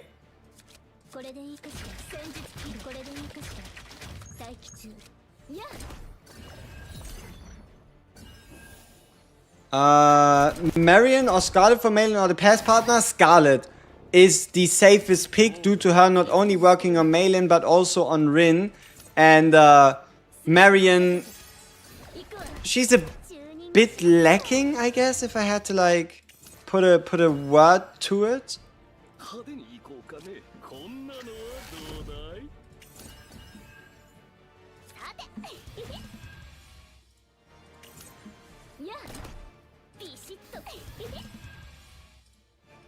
Look at our card draw. Our turns are so long.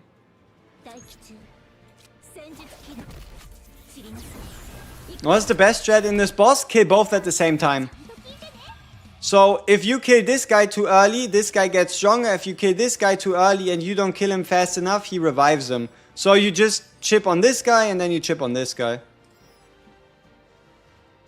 No, my Malin is level 1.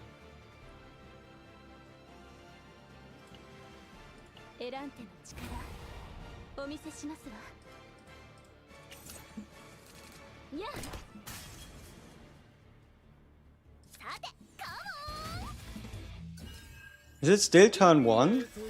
No, it's turn 2, right? Is it turn... It has to be turn 2. It's a long turn 2. Yep, it's a very long turn 2.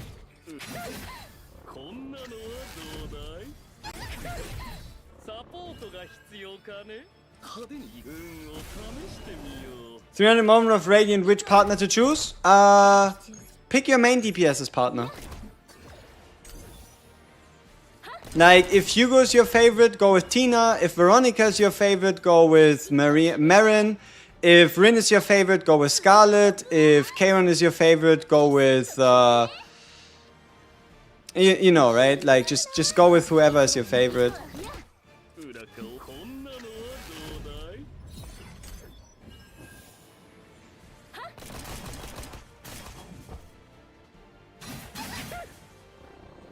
Kalib is leaks better than Veronica? I don't know.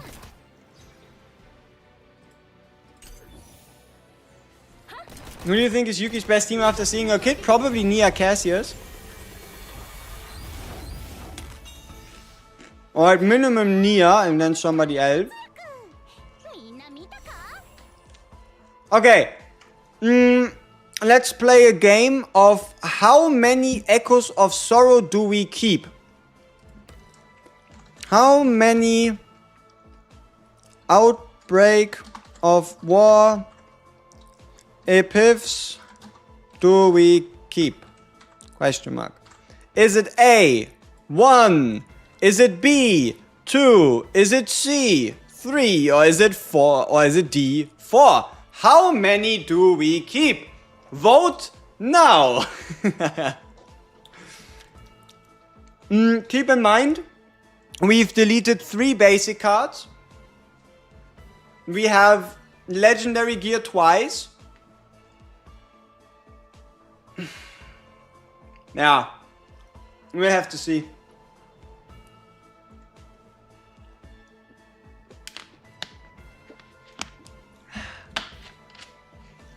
Keeping 5 of them would be funny. Alright.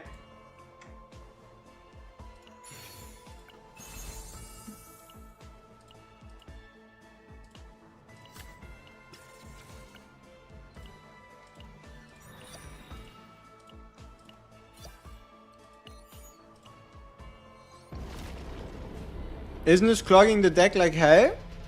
It's Outbreak of War. We can play it turn 1. It's 4 upgrade cards. We play them turn 1 and then we have 4 cards less. What is an Outbreak of War and what's the difference? Outbreak of War means you have it on your turn 1 of any battle.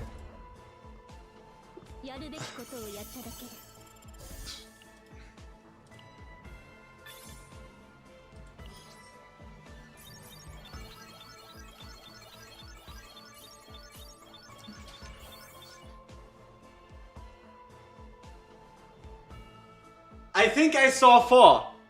I think I saw 4 times Echo of Sorrow in that deck. Like, it ticking down, I think I counted 4 of them.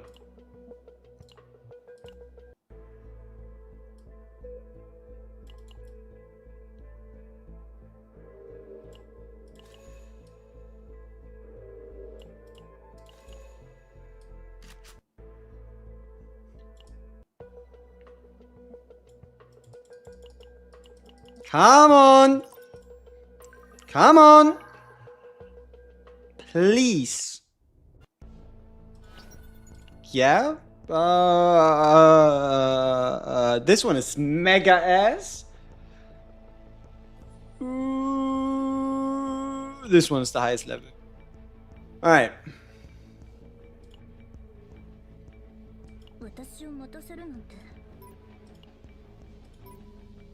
Hey! I could have sworn I'm not dumb, am I? We have the replay.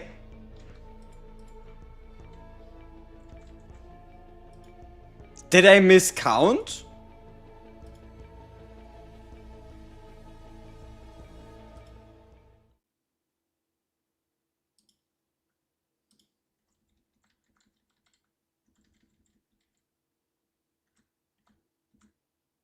Okay.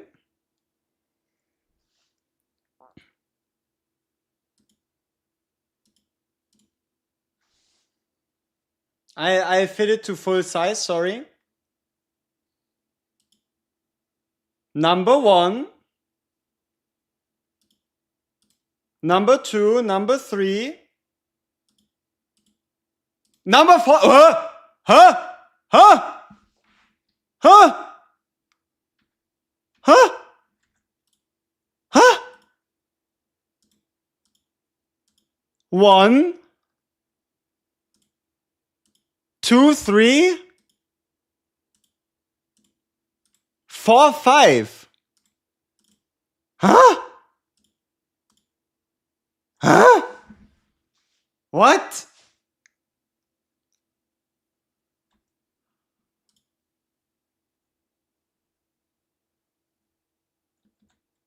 Oh, it's an X! It's an X! You're right! You know, I never paid attention to these symbols, I swear.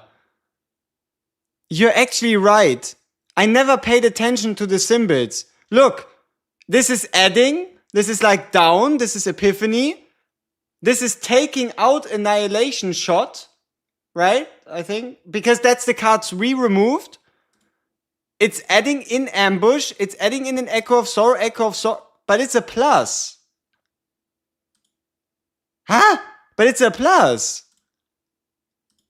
It's not a minus. This is negative Blackway, negative annihilation shots. It's the basics. Huh? But this has a plus. Huh? What? This shit is weird. Remove 2 and add 2. I don't know. Then again, people.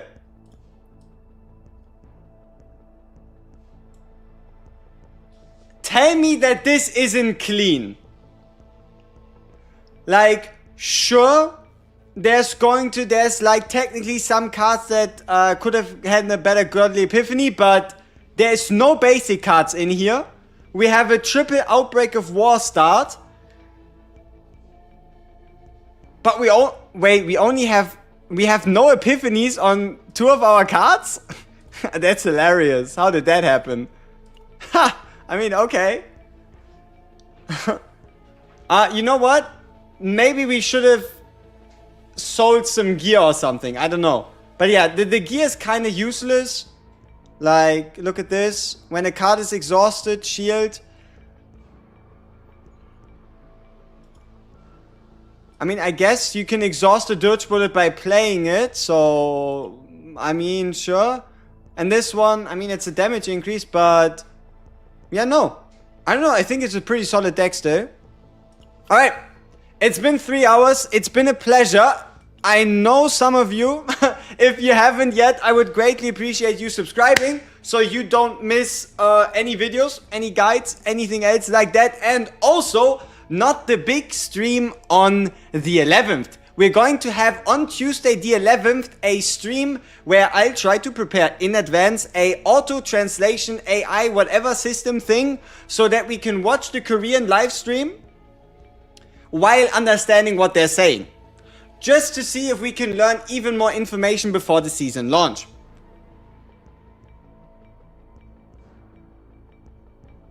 Well. Oh yeah, and also, thank you all for 10k subs, huh? Thank you very much. Almost forgot to say that. So yeah. Appreciate it. I hope you learned a thing or two. I hope you were thoroughly entertained. And for those of you curious what I am doing at 7 in the morning tomorrow, it is watching the League World Finals. Now, some of you might find that weird, or some of you might actually be watching that as well. But no, I am not streaming that. We are doing CZN, alright? We can talk about that in a year or two.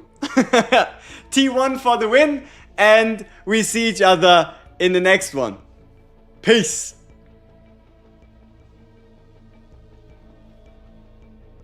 KT to win? Ah, close enough, man. Bye-bye. No, for me it's 7. No, wait. No, I guess it's 8, but technically I need to wake up at 7 if I want to see like pre-show.